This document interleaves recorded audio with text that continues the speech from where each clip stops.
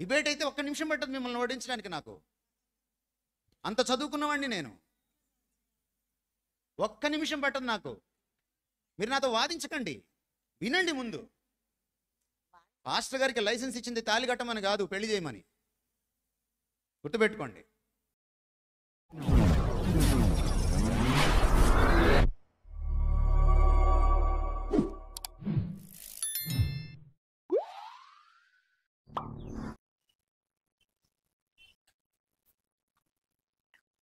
ప్రభువైన యేసుక్రీస్తు నామములో ఈ యొక్క వీడియో వీక్షిస్తున్నటువంటి వీక్షకులందరికీ నా యొక్క వందనాలండి. హాయ్ ఫ్రెండ్స్, అందరూ బాగున్నారా? ఆ యొక్క ప్రభు కృప వల్ల మీరంతా సంతోషంగా ఉన్నారని నేను భావిస్తా ఉన్నా. మీ కొరకు ప్రార్థన చేస్తున్నా, నా కొరకు ప్రార్థన చేయండి. అయితే మిత్రులారా, గంటల ప్రకాష్ గారు తాళి గురించి, తాళి కట్టకూడదు, అది విగ్రహ సంబంధమైన ఆచారము, లేకపోతే హిందూ దేశ ఆచారము, కాబట్టి అది మనం పాటించకూడదు అని చెబుతూ కొంచెం క్రైస్తవ స్త్రీల మీద ఆయన కోపగించుకున్నాడు. క్రైస్తవ స్త్రీలు ప్రశ్నించారు ఆయన్ని. ఏంటంటే, మరి తాళి అవసరం లేదంటున్నారు కదా, మరి భారతదేశంలో తాళి కట్టకపోతే, తాళి లేకపోతే ఎలాగా, మరి క్రైస్తవ పద్ధతి ఏమైనా ఉందా చెప్పండి, మరి మాకు బాధగా ఉందని చెప్పి వాళ్ళు ప్రశ్నించారు. ఇద్దరు ముగ్గురు స్త్రీలు ప్రశ్నిస్తే ఆయన కొంచెం వాళ్ళ మీద కోపగించుకుని, నాకు అంతా తెలుసు, బాగా తెలుసు నాకు, మిమ్మల్ని ఓడించడానికి నాకు 2 నిమిషాలు కూడా పట్టదు, పెద్దవాళ్ళు చెప్పినప్పుడు వినాలి, లేకపోతే అట్లా అని చెప్పి ఆయన కొంచెం కోపగించుకున్నాడు. అలాగే సేవకులు కూడా చెబుతూ, మీకు వివాహం చేయడానికి ఇచ్చిన రిజిస్ట్రేషన్ ఏదైతే ఉందో అది వివాహం చేయటానికి, కానీ మీరు ఇలాగ తాళ్ళు బుట్లు అవి కట్టించమని కాదని చెప్పి సేవకుల్ని, అలాగే అక్కడ ఉన్న స్త్రీలని కొంచెం ఆయన తప్పుపడుతూ మాట్లాడుతూ కొంచెం కోపగించుకున్నాడు. అలాగే క్రైస్తవ వివాహ పద్ధతి గురించి చెప్పలేదు ఆయన. అయితే ఆయన చూపించిన వచనం ఏంటంటే, అది విగ్రహార్పితం అని చెప్పాడు. అది ఎంతవరకు వాక్యానుసారము అనేది కూడా ఈరోజు చూపిస్తూ, చాలా సెన్సిటివ్ విషయం, అలా స్త్రీలకు సంబంధించిన విషయము కాబట్టి తప్పనిసరిగా మొత్తం చూడండి. ఇప్పుడు గంటల ప్రకాష్ గారి వీడియో పెట్టాను కదా, నువ్వెంత, నువ్వు చిన్నోడు, నీకేం తెలుసు, ఆయన పెద్ద పాస్టర్ గారు కదా, మరి ఆయన మీద నువ్వు వీడియో పెడుతున్నావు అని కొంతమంది గంటల ప్రకాష్ గారి యొక్క భక్తులు కూడా కోపగించుకునే అవకాశం ఉంది. నేనేది ఏంటంటే, గంటల ప్రకాష్ గారు అంటే నాకు కూడా అభిమానం ఉంది. సరే, ఆయన మరణించాడు కదా, ఇప్పుడు అవసరమా అని కూడా మీరు అడగొచ్చు. నేనేది ఏంటంటే, ఆయన మరణించినా కూడా ఆయన వీడియోలు సర్క్యులేట్ చేస్తూ ఉన్నారు.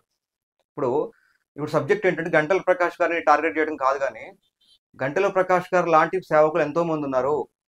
చాలా మంది సేవకులు ఈ తాళి విషయంలో అబ్జెక్షన్ కలిగిన వాళ్ళు ఉన్నారు. చాలా మంది తాళి కట్టించకుండా ఉన్న తాళిలు కూడా తీపించేసేసిన సందర్భాలు మన ఆంధ్రప్రదేశ్లో చాలా మంది ప్రాంతాల్లో, ఈ తెలుగు ప్రాంతాల్లో ఉన్నాయి. నా దృష్టికి కూడా వచ్చినాయి. అలాగే బొట్టు విషయంలో ఇలాంటి విషయాలు కూడా ఉన్నాయి చాలా. నేను అనేది ఏంటంటే, క్రైస్తవ స్త్రీల విషయంలో కొంచెం క్రైస్తవ సమాజంలో కొంచెం చులకన భావన ఉన్నట్టుగా నాకు అనిపిస్తూ ఉంది. నాస్తికులు ఎక్కువ విమర్శించేది ఈ క్రైస్తవ విధానంలో ఎక్కడ యేసుక్రీస్తుని కానీ, బైబిల్ని కానీ ఎక్కువ విమర్శించే పరిస్థితులు కనపడవు, కానీ ఎక్కువగా స్త్రీల విషయంలో స్వేచ్ఛ లేదని వాళ్ళు చెప్తూ ఉంటారు. సరే, వాళ్ళు ఏదో చెప్తుంటారు, మనం సమాజం చెబుతాం. సరే, నేను అనేది ఏంటంటే, కొంచెం స్త్రీల విషయాల్లో వాళ్ళ సెన్సిటివ్గా ఉన్న విషయాలను కూడా వాళ్ళని అనగదొక్కే ప్రయత్నం చేస్తున్నారు. లేదా వాళ్ళ మనోభావాలకి విలువ లేకుండా, వాళ్ళని కొంచెం వాళ్ళ విషయాల్లో సర్దుబాటు లేకుండా, వాళ్ళ విషయాల్లో కొంచెం అడ్జస్ట్మెంట్ లేకుండా సేవకులు ప్రవర్తిస్తున్నారనేది నాకు ఉద్దేశం. ఈ యొక్క వీడియో నేనేది గమనించండి. వీడియో నేను పాస్టర్ని కాదు, ఇప్పుడు ఏదో నేను వీడియో చేయడం వల్ల నాకు సేవా సంఘం విస్తరించబడిపోయి నాకు ఏదో లాభం వస్తుందని కూడా కాదు. నేను సాధారణ విశ్వాసిని. నేనేది ఏంటంటే, పెద్ద సేవకులైనా సరే డాక్టర్నల్గా చాలా మంది విభేదాలు కలిగి ఉన్నారు. వాళ్ళ యొక్క డాక్టరీన్ పరిధిలో వాళ్ళు ఉంటున్నారు. నేనేది ఏంటంటే, ఇప్పుడు భారతదేశంలో క్రైస్తవం అనేది అన్యమతంగా, విదేశీ మతంగా ఎందుకు వచ్చిన పేరు అంటే కనుక గమనించాలి. ఎందుకంటే, ఈ యొక్క భారతదేశానిలో ఉన్నటువంటి విధి విధానాలకి విభిన్నంగా వేరేగా క్రైస్తవమే కనపడతా ఉంది. కాబట్టి ఈ దేశానికి సంబంధించిన మతం కాదు కాబట్టి ఈ విధంగా ఉంది. అదే దేశానికి సంబంధించిన మతం అయి ఉంటే కనుక మనలో కలిసిపోయి ఉండేవాళ్ళు, అయితే మనకు అనుకూలంగా ఉండేవాళ్ళు, మన ఇష్టాలని, మన అభిరుచుల్ని వాళ్ళు గౌరవించేవాళ్ళు. కానీ వీళ్ళు మనకి విరుద్ధంగా ఉన్నారు. అలాగే మనం కోపం తెప్పించే వాళ్ళగా ఉన్నారు, మనకి బాధ కలిగించే విధంగా ఉన్నారు అని చెప్పి భావజాలం చేతనే క్రైస్తవం అనేది విదేశీ మతము, లేకపోతే అన్య మతము అని చెప్పి కొంత వ్యతిరేకత ఎక్కువగా తీసుకురావటం గల కారణాలు ఉన్నాయి. అలాగే చాలామంది హైందవులు క్రైస్తవంలో యేసుక్రీస్తు మంచివాడే, బైబిల్ గొప్పదే, యేసుక్రీస్తు మంచివాడని ఒప్పుకుంటారు. కానీ క్రైస్తవంలోకి వెళ్ళటానికి ఇష్టపడరు. వాళ్ళ స్త్రీలను సంఘానికి పంపించడానికి, వాళ్ళ స్త్రీలు రక్షణ పొందినప్పుడు వాళ్ళని చర్చికి పంపించడానికి ఇష్టపడకపోవడం గల కారణం ఏంటంటే, మీరు చర్చికి వెళ్ళిపోతే ఇక ఈ యొక్క అలంకరణ అని మొత్తం తీసేస్తారు. అంటే నేనేది ఏంటంటే, నేను కూడా అలంకరణ విషయంలో విపరీతమైనటువంటి అలంకరణ గురించి చెప్పట్లేదు కానీ తగు మాత్రపు వస్త్రాల అలంకరణ గురించి బైబిల్ చెప్తుంది, అదే చెప్తున్నాను నేను. నేనైతే క్రైస్తవ స్త్రీలు ఒక చర్చికి వెళ్తే ఇంకా వాళ్ళని బొట్టు, అలాగే గాజులు, మెట్టెలు, ఈ తాళి, అలాగే పువ్వులు, ఇలాంటి సబ్జెక్ట్ అంతా కూడా తీయించేస్తారు. ఆఖరికి ఒక్కొక్క సంఘం ఒక్కొక్క రకంగా చెప్పి పరిపూర్ణంగా క్రైస్తవులందరూ చెప్పిన మాట వినాలి అంటే కనుక తెల్ల చీర కట్టుకొని మాత్రమే ఉండాలనే పరిస్థితి క్రైస్తవ సమాజంలో ఉంది. ఆనాడు యేసుక్రీస్తు వారు చెప్పాడు ఏంటంటే, తమ మతంలో కలుపుకోవడానికి మీరు ఎంతో ప్రయాసపడతారు కానీ వాళ్ళు తిరిగి మన మతంలోకి వచ్చిన తర్వాత వారి మీద చాలా ఎక్కువ భారాలు పెడతారని బైబిల్లో ఉంది. ఆ ప్రకారంగానే చాలామంది సువార్త చేసి ఎంతో మంది రక్షణ పొందించడానికి ఎంతో ప్రయాసపడతారు కానీ వచ్చిన తర్వాత ఈ క్రైస్తవంలోని సిద్ధాంతాలు, విధి విధానాలు చూసి భయపడే పరిస్థితికి వచ్చింది. ఎందుకంటే నాకు ఈ మధ్యకాలంలో ఒక సోదరుడు కూడా ఫోన్ చేశాడు, గత 2 రోజుల క్రితమే ఫోన్ చేశాడు. ఫోన్ చేసి కన్వర్టెడ్ ఆయన మన వీడియోలు చూసి, ఆయన హైందవుడు, మన వీడియోలు చూసి, మన సేవకులందరి వీడియోలు చూసి ఆయన మార్పు చెందాడు. ఒక క్రిస్టియన్ అమ్మాయిని పెళ్లి చేసుకున్నాడు, కుటుంబాన్ని అంతా వ్యతిరేకించాడు. కుటుంబం మొత్తం కూడా ఒక పక్కన ఉన్నా సరే ఆయన క్రైస్తవ సమాజం పక్కన క్రైస్తవం కోసం నిలబడి క్రైస్తవ స్త్రీని పెళ్లి చేసుకున్నాడు. అయితే ఆయన వెళ్ళే సంఘం ఏదైతే ఉందో ఆ సంఘంలో ఈ తాళి విషయంలో తీసేయమని చెప్పారు. చెప్పినప్పుడు మరి ఆమె చేసుకున్న స్త్రీ ఎవరైతే ఉన్నారో ఆమె మన ఈ మన కేటగిరీకి సంబంధించిన వ్యక్తిగా ఆమె పర్వాలేదు కానీ ఈ బ్రదర్ బాధపడేది ఏంటంటే, ఎప్పుడన్నా మా బంధువులు కానీ మా వాళ్ళు కానీ ఎవరైనా చూస్తే కనుక మరి తాళి లేకపోతే ఎట్లా అన్నా అని చెప్పి నాకు ఫోన్ చేశారు. ఫోన్ చేసి ఈ యొక్క క్రైస్తవ సిద్ధాంతాల విషయంలో గొడవలు ఇవన్నీ చూసి కొంచెం బాధ గురయ్యాడు. నేనేది ఏంటంటే, క్రైస్తవ్యం గొప్పది, అలాగే బైబిల్ చాలా గొప్పది తమ్ముడు. బైబిల్లో కరెక్ట్గా ఉంది, అంత చక్కగా ఉంది. కానీ కొంతమంది సేవకుల వల్ల ప్రాబ్లం ఉంది, నువ్వు అలా ఫేస్ చేయక ఆ సంఘానికి మానేసేసి కొంతమంది సంఘానికి వెళ్ళు, బొట్టు విషయంలో కానీ లేదా తాళి బొట్టు విషయంలో కానీ మల్లెపూల విషయంలో కానీ అబ్జెక్షన్ చేయనటువంటి సంఘాలు ఎన్నో నేను ఆ సంఘ పేర్లు చెప్తూ ఆ సంఘానికి వెళ్ళమని బలపరిచిన పరిస్థితి నాది ఉంది. ఇలాంటి సంఘటన మా బంధువుల్లో కూడా చాలా మందిలో కూడా ఒక చర్చికి పంపించడానికి ఇష్టపడకపోవడం కారణం ఏంటంటే, ఇట్లా చర్చికి పోతే తాళి బొట్టు తీసేస్తారు, అలాగే మల్లెపూలు పెట్టుకోవద్దు అంటారు, మెట్టలు పెట్టుకోవద్దు అంటారు. ఇట్లా రకరకాల విధి విధానాలతోటి ఒక స్త్రీని ఆ విధంగా చేస్తారనే ముఖ్యంగా సంఘానికి క్రైస్తవ చర్చికి పంపించకపోవటానికి ప్రధానమైన కారణం. ఇక్కడ ఇదంతా బైబిల్ చెప్పిందా, బైబిల్ ఏం చెప్పింది అనేది ఈరోజు చక్కగా వీడియో తెలుసుకోండి. ఇక్కడ ప్రకాష్ గారి విషయంలో నాకు అభిమానం ఉంది. ఆయన మొదలు మంచి జవాబు చెప్పిన వ్యక్తే. అలాగే బైబిల్ వాక్యాల విషయాల్లో చాలా లోతైన వ్యక్తి, థియాలజికల్గా అలాగే మంచి చదువుకున్న వ్యక్తే కాదంటలేదు. కానీ డాక్టర్నల్గా ఎంత చదువుకున్నా, ఎన్ని డివిజన్ కోర్సు చేసినా సరే వాళ్ళు డాక్టర్నల్గా వాళ్ళు బేస్ చేసుకుని దాంట్లో ఉత్తీర్ణులు అవుతున్నారు తప్ప బైబిల్లో ఉన్న సారాంశాన్ని, బైబిల్లో ఉన్నటువంటి విషయాన్ని అర్థం చేసుకోలేక ఈరోజు ఈ విధమైన పరిస్థితి తీసుకొచ్చారు. పైగా వాళ్ళు తమ అహంకారంతో క్రైస్తవ సమాజాన్ని గద్దించుతూ, బాధ పెడుతూ వాటి మీద రుద్దే ప్రయత్నం కూడా చేస్తున్నారని చెప్పేది. అనేది ఏంటంటే, వ్యక్తిగతంగా ప్రేమ ఉండొచ్చు, కానీ సిద్ధాంతపరంగా వాక్యం ఏం చెప్తుందో అది చెప్పాలి, దేవుడికి లోబడాలి, దేవుడికి మనం ఇష్టలుగా ఉండాలి, దేవుడు చెప్పినట్టుగా నడుచుకోవాలి తప్ప అనేది గుర్తుపెట్టుకోండి. నేను ప్రకాష్ గారే అని కాదు, నేను ఎక్కడ లోపాలు కనిపించిన నాకు ప్రియతమ నాయకులు ఎవరైతే ఉన్నారో, ఎవరైనా సరే సేవకులు ఎవరుతున్నారో వాళ్ళందరి విషయాల్లో కూడా ఎక్కడ తప్పు ఉంటే అక్కడ నేను చెప్పే ప్రయత్నం చేస్తాను. నేను ఒక పాస్టర్ని కాకపోయినా ఒక విశ్వాసిగా, లేకపోతే మీరు అనుకోండి ఒక ప్రవక్తలు తప్పు చేసినప్పుడు గాడిద చేత దేవుడు మాట్లాడించినట్టుగా అనుకోండి, నన్ను నేను అంత తగ్గించుకుంటా. దీనివల్ల నాకు వచ్చే లాభం లేదు. కానీ నేను ఏంటంటే, క్రైస్తవ సమాజం విస్తరణ అంటే క్రైస్తవ విస్తరణలో ఆటంకాలు ఎక్కడైనా ఏర్పడుతున్నాయి, ఆ క్రైస్తవ విస్తరణ బహుగా జరగకపోవటం గల కారణాలు ఏంటి అనే విషయాల్లో అటు సేవకులైనా అటు మతోన్మాదులైనా సరే అడ్డుగా నిలబడితే, క్రైస్తవం అభివృద్ధి చెందకుండా అడ్డుగా మతోన్మాదులైనా సేవకులైనా సరే అడ్డుగా నిలబడితే అది తప్పనిసరిగా వాక్యానుసారంగా నేను దానికి తప్పుని సరిచేసే ప్రయత్నం చేస్తాను. నా యథార్థతలు గుర్తుపెట్టుకోండి. నేను ఎవరికి కూడా శత్రువుని కాదు, అందరికి మిత్రుల్ని. అలాగే క్రైస్తవ సమాజం విషయంలో అభివృద్ధి కోసం ఎక్కువగా ఆశపడే వ్యక్తులలో మొదటి వాడిని అని గుర్తుపెట్టుకోండి.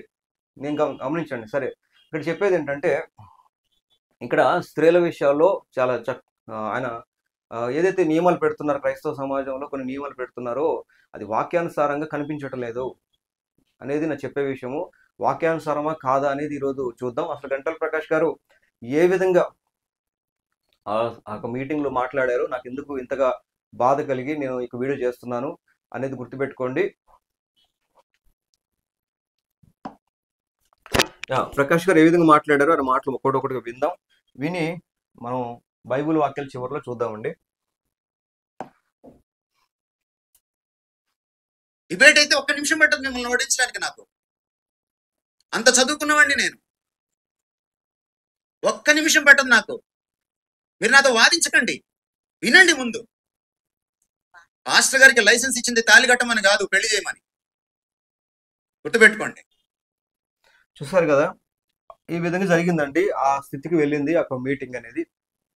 కొంతమంది స్త్రీలు ఈ తాళి విషయంలో ఆయన క్వశ్చన్ చేస్తే, నేను బాగా చదువుకున్నాను, మిమ్మల్ని ఓడించగలను, పాస్టర్ చెప్పినట్టు వినండి మీరు అని చెప్పి ఆయన చాలా కోపగించుకున్నట్టు సందర్భం కనబడతా ఉంది. కాబట్టి ఆయన చెప్పింది కరెక్టా కాదు, ఏ వాక్యాన్ని తీసుకున్నాడు, ఆ వాక్యాన్ని ఎలా తప్పుగా అర్థం చేసుకున్నారు సేవకులు, ఈ యొక్క విషయాన్ని తాళి విషయంలో తీయించే తాళి కట్టకుండా ఉన్నవాళ్ళు, అలాగే తాళి తీయించేసే వాళ్ళు ఎవరైతున్నారో వాళ్ళు తప్పనిసరిగా వీడియో చూసి మీరు మనస్సాక్షికి లోబడి వాక్యానికి లోబడి జీవిస్తారా, లేకపోతే ఇలాగే ఉంటామండి, మా సిద్ధాంతం ఇదే, మీ ఎప్పటి నుండో ఇలా ఆచారంగా యూదులు ఎలాగైతే బైబిల్ చెప్పనటువంటి విషయాన్ని ఆచారాలుగా పెట్టుకొని వాళ్ళు పరిశీలి సర్దుకేలుగా ఉండి వాళ్ళు కొత్త ఆచారాలు పెట్టుకున్నారో, ధర్మశాస్త్రం చెప్పని విషయాలు పెట్టుకొని ఆ రోజు ఎంతోమందిని ఇబ్బంది పెట్టారో, అప్పుడు యేసుక్రీస్తు వారు వచ్చి మీరు వాళ్ళు ఇబ్బంది పెడుతున్న సందర్భాలను బట్టి ఆయన ఖండిస్తూ వచ్చాడు. కాబట్టి గ్రహించండి. కాబట్టి ఒకే యూదులు ఎలాగైతే ఎప్పటి నుండో కొన్ని ఆచారాలు, బైబిల్ చెప్పనటువంటి ఆచారాలు కలిగి ఉన్నారు, అలాగే ఈ క్రైస్తవ్యంలో కూడా కొంతమంది బైబిల్ చెప్పని విషయాలు కొన్ని ఆచారాలుగా పెట్టుకున్నారండి. పెట్టుకొని అదే కరెక్ట్ అని భావజాలంతో వెళ్ళారు. వాళ్ళు తీసుకున్న వచనాలు ఏంటి, కరెక్ట్గా వాళ్ళు తీసుకున్న సందర్భాలు కరెక్టా కాదా అనేది ఈరోజు తప్పనిసరిగా చూడండి. ఇక్కడ చూస్తారు కదా తమ్మునైలు, ఈ తమ్మునైల్లో ఏముంది, క్రైస్తవులు తాళి కట్టొచ్చా, సేవకులారా తెలిస్తే చెప్పండి, తెలియకపోతే మౌనంగా ఉండండి అని చెప్పి మాట్లాడాడు. అంటే టోటల్గా ఇదేదో ఆయన పర్సనల్ విషయం కాదు. ఇప్పుడు నేను అనేది ఏంటంటే, కొంతమంది తాళి కట్టడం ఇష్టం లేదు, తాళి కట్టడం అనేది ఇష్టం లేదు కొంతమంది క్రైస్తవులకి. నేను అనేది ఏంటంటే, సరే మీరు కట్టబాకండి, లేకపోతే మీకు సంబంధించిన విషయంగా తీసుకోండి, పర్సనల్గా తీసుకోండి, కానీ టోటల్గా సమాజానికి రుద్దుతున్నారు.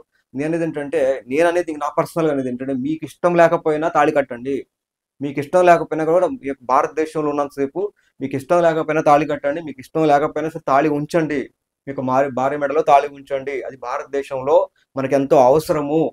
క్రైస్తవ విస్తరణ ఎక్కువ జరగాలనుకుంటున్నారా, ఎంతోమంది రక్షణ పొందాలనుకుంటున్నారా, ఇది ఒక ఆటంకంగా ఉండకూడదు అనుకుంటున్నారా, ఖచ్చితంగా మీకు ఇష్టం ఉన్నా లేకపోయినా తాళి కట్టాలి, తాళి ఉంచాలి నేను చెప్తున్న విషయం. లేదు కాదుకూడదు, కాదంటారా, మీ పర్సనల్గా ఉంచుకోండి తప్ప అందరి మీద రుద్దే ప్రయత్నం చేయకండి. ఇక్కడ క్రైస్తవంలో వచ్చిన బాధ ఏంటంటే, వాళ్ళు నమ్మింది కరెక్టే అని చెప్పేసి అనుకుంటే వరకు పర్వాలేదు, సరే వాళ్ళ బైబిల్ వాక్యాలు అలా అర్థమైంది కదా అనుకోవచ్చు, కానీ ఇలాగ ఏం చేస్తారంటే వీళ్ళందరి మీద రుద్దే ప్రయత్నం చేసి అందరినీ డిస్టర్బ్ చేసే పని చేస్తూ ఉన్నారు అనేది గుర్తుపెట్టుకోండి. సరే ఇప్పుడు చూడు, అందరు క్రైస్తవ సమాజం మొత్తానికి చెప్తున్నాడు కాబట్టి నేను క్రైస్తవ సమాజం మొత్తానికి అవసరం అని చెప్తున్నాను, ఎంతో మందికి చెప్పుకుంటాడు. అలాగే ఇలాగ సేవకులు ఎంతో మంది ఉన్నారు కాబట్టి వాళ్ళందరూ కూడా ఇది చాలా ముఖ్యమైన విషయంగా తీసుకోండి. సేవకుడిగా చెప్పడం నా పని, వినకపోవడం మీ ఇష్టం అని చెప్పి మాట్లాడారండి. కాబట్టి ఇది కొంచెం సీరియస్ అయిన ప్రకాష్ గారని తమ్ముళ్ళు పెట్టారు. అందుకే నేను చూశాను ఈ యొక్క వీడియో, ఎందుకంత సీరియస్ అయ్యారని చెప్పి. ఆయన కోపంలో అర్థం ఉందా అనేది చూద్దాం ఈరోజు. పెళ్లిళ్ళు జరుగుతాయి. ఇప్పుడు ఈ బైబిల్లో కూడా, మన బైబిల్లో కూడా ఆదికాండం 24వ అధ్యాయంలో చూసుకుంటే, ఇస్సాకు రెబ్కాను పెళ్లి చేసుకునేటప్పుడు ఆ సాంప్రదాయం ప్రకారం అతను పోయి అమ్మాయిని సెలెక్ట్ చేసుకొని ఆమెకు ఇవ్వాల్సిన ఇచ్చి పెళ్లి చేసుకున్నాడు. కడియాలు అవి ఇచ్చేసారు. ఇది బైబిల్ ప్రకారంగా ఆ స్థలంలో వాళ్ళు ఉన్న ఏరియాని బట్టి. మనము ఇక్కడ ఉన్నాం కాబట్టి మనం పుట్టినప్పటి నుంచి, అంటే ఇప్పుడు మనం క్రైస్తవులుగా మారాము, దేవుని యొక్క వాక్యాలు విన్నాము, క్రైస్తవులుగా మారాం, కానీ మన సాంప్రదాయము ఇక్కడ హిందూ పద్ధతి ప్రకారంగా, మన సాంప్రదాయం ప్రకారంగా మనం చేసుకుంటాం. తాళి అనేది ఒక సింబల్, మ్యారేజ్ అయిన ఒక స్త్రీకి ఒక పెళ్లి చేసుకున్న స్త్రీకి కట్టేటువంటి సింబల్. ఈమె మ్యారీడ్ ఉమెన్ ఎట్లా తెలియాలి అంటే ఒక తాళి. అదే ముస్లిమ్స్ అయితే వాళ్ళు ఇక్కడ ప్రకాష్ గారి యొక్క మీటింగ్ లో ఒక ఆమె అడుగుతా ఉంది, మన బైబుల్లో చూస్తే ఇస్సాకు బంగారు పొంగరం పెట్టాడని, పెద్ద మనుషులు పంపించాడని ఈ సందర్భం అంతా ఉంది కదా. అలాగే ఒక్కొక్క గుర్తుగా, వివాహానికి గుర్తుగా దాని గురించినటువంటి కార్యక్రమాలు భారతదేశంలో బైబిల్లో కనపడతా ఉన్నాయి. అయితే భారతదేశంలో తాళి అనేది ఒక సింబల్ గా ఉంది, తాళి అనేది పెళ్ళైన స్త్రీకి ఒక సింబల్ గా ఉంది అని మాత్రమే అడుగుతా ఉంది. మరి ఆ సింబల్ విషయంలో మాట్లాడుతా ఉంది, చూడండి. కట్టుకుంటే షీజ్ అ మ్యారీడ్, అట్లా జరుగుతుంది. అదే సిక్కులోళ్ళు అదో రకం తాళి. అదే ముస్లిమ్స్ అయితే వాళ్ళు నల్ల దారంతో నల్ల పూసలతోటి కట్టుకుంటే షీజ్ మ్యారీడ్. అట్లా జరుగుతుంది. అదే సిక్కులోళ్ళు అదో రకంగా చేసుకుంటారు. ఒక్కొక్క సాంప్రదాయం ఒక్కొక్క ప్రకారం చేసుకుంటారు. ఇక్కడ మనము అంటే మనకు ఒకరికి లేదు సాంప్రదాయం, అంతే, అదొక అందరికి ఉంది సాంప్రదాయం, అంటే అందరికి ఉంది సాంప్రదాయం. అదే అందరికీ ముస్లింలకి ఉంది. సాంప్రదాయం ఉంది, అన్ని సిక్కులకి రకాలుగా సాంప్రదాయం నేను ఉంది, అంటున్నా. హైందవులకి సాంప్రదాయం ఉంది, మనకే సాంప్రదాయం లేదు. క్రైస్తవ అందుకని ఎవరి సాంప్రదాయం అయినా మనం పాటించేద్దాం. అంతేనా అమ్మా మీరు చెప్తుంది? తప్పదు. ఎందుకంటే తప్పదా? తప్పదు. ఎందుకంటే మనం ఎక్కడ ఉన్నామో బిఏ రోమన్ ఇన్ రోమ్, మనం ఎక్కడ ఎట్లా ఉంటే అవ్వదు. సరే మీరు అన్నారు, ఒక నిమిషం, మీరు అన్నారు, మీరు అన్న మాటకి ఒక మాట నేను చెప్తే దానికి కంప్లీట్ కాలేదు. మీరు అన్నారు ఓకే, మనము ఇక్కడ మనకు వచ్చింది ఏంటంటే క్రైస్తవులుగా మనం దేవుణ్ణి నమ్ముకున్నటువంటి అది ఒక మతము, అది కాదు. అంటే ఒక సంప్రదాయ ప్రకారం దేవుని నమ్ముకున్న వాళ్ళు చాలా కులాల్లో చాలా వాటిల్లో ఉన్నారు. ముస్లిమ్స్ క్రిస్టియానిటీ నమ్ముకున్నారు, బ్రాహ్మణ్స్ నమ్ముకున్నారు, ఇంకా సిక్కులు నమ్ముకున్నారు, అన్ని రకాలు నమ్ముకున్నారు. చెప్పేది అయితే నేను అనేది ఏంటంటే తాళి అనేది ఇక్కడ ఉన్నటువంటి ఈ ఏరియాలో ఉన్నటువంటి సాంప్రదాయం. దాన్ని దాటి ఒక క్రైస్తవ సాంప్రదాయం ప్రకారంగా ఈ విధంగా పెళ్లి చేసుకోవాలి, క్రైస్తవులు తాళి కట్టుకోవద్దు, తాళి అనేది హిందూయిజం పద్ధతి కాబట్టి మనం తాళి కట్టుకోవద్దు అని అన్నప్పుడు ఆల్టర్నేట్ కూడా మీరు చెప్పాలి. తాళి అనేది హిందూయిజం పద్ధతి కాబట్టి మనం తాళి కట్టుకోవద్దు అని అన్నప్పుడు ఆల్టర్నేట్ కూడా మీరు చెప్పాలి. తాళి అనేది హిందూయిజం పద్ధతి కాబట్టి మనం తాళి కట్టుకోవద్దు అని అన్నప్పుడు ఆల్టర్నేట్ కూడా మీరు చెప్పాలి. ఇక్కడ వింటున్నారు కదా, ఆమె స్త్రీ అడుగుతుంది, ఆమె యొక్క పెద్దవాడు అడుగుతా ఉంది ఏంటంటే ముస్లిమ్స్ వివాహానికి గుర్తుగా వాళ్ళు నల్ల పుస్తక దండలు కడతారు, అలాగే సిక్కులు ఒక్కో రకంగా, అలాగే హిందూయిజం తాళి. మరి ఇలా ఉన్నప్పుడు మరి సరే అది హిందూ సాంప్రదాయం. భారతదేశంలో అంటే ఉద్దేశం ఏంటంటే బైబిల్ ప్రకారంగా వివాహం అయిందంటానికి కొన్ని గుర్తులు అనేది బైబిల్లో కనపడుతున్నాయి. మరి ఇక్కడ పెళ్లి అయింది అని చెప్పడానికి కొన్ని స్త్రీలకి హిందూ సాంప్రదాయం ప్రకారంగా తాళి, మరి ముస్లిం సాంప్రదాయం ప్రకారంగా నలుపు దండలు, అలాగే ఒక్కొక్కరికి ఒక్కో రకంగా ఉంది. మరి క్రైస్తవులకి విషయంలో సరే మీరు తాళి వద్దన్నప్పుడు దానికి ఆల్టర్నేటివ్గా ఇంకేమైనా చెప్తారా? మరి చెప్పండి. మరి ఈ భారతదేశంలో పెళ్లి అయిందంటే గుర్తుగా ఏదో ఒకటి ఉండాలి, తాళి అనేది సింబల్గా ఉంది మరి అంటున్నారు కదా, మరి దానికి ఆల్టర్నేటివ్గా చెప్పండి అని చెప్పి మాట్లాడుతూ ఉంది. దానికి ఏం చెప్తా ఉన్నారు చూద్దాం. ప్రకాష్ గారు, నేను ఒక క్రైస్తవురాలిగా నేను పెళ్లి చేసుకున్నప్పుడు నాకు ఇక్కడ కట్టారు, ఏది కట్టినప్పుడు దీని మీద జీసస్ ఇది వేశారు. అదే హిందూస్ అయితే వాళ్ళది వేసుకుంటారు. కానీ కట్టినప్పుడు మాత్రం ఒక భర్త ఒక భార్య కడుతున్నప్పుడు ఏదో ఒక ఉండాలి సింబల్. ఆ సింబల్ గా వైఫ్ గా నేను ఉన్నాను కాబట్టి నాకు పెళ్ళైంది కాబట్టి ఇది సాంప్రదాయం. కానీ మీరు తాళి అనేది క్రైస్తవులలో లేదు అని అంటే మరి ఏది ఉన్నదో చెప్పండి. ఆ విధంగా మా పిల్లల పెళ్ళిళ్ళు, మా మనవరాల పెళ్ళిళ్ళు ఆ క్రైస్తవ పద్ధతిలో చేసుకుంటాం. మంచి, చాలా సంతోషం.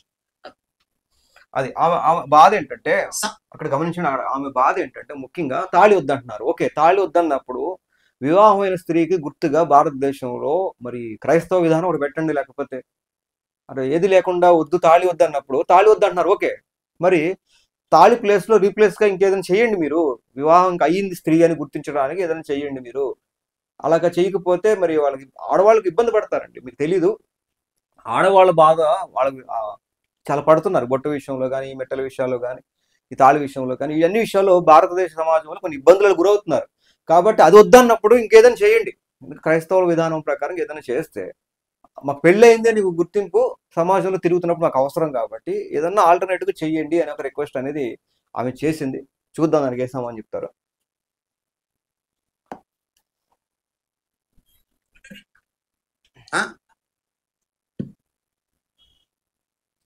మీకు కొంత తెలుగు కట్ అయినట్టుంది. మా పిల్లల పెళ్ళిళ్ళు, మా మనవరాలు సంప్రదాయం అంటే ఏమిటండి?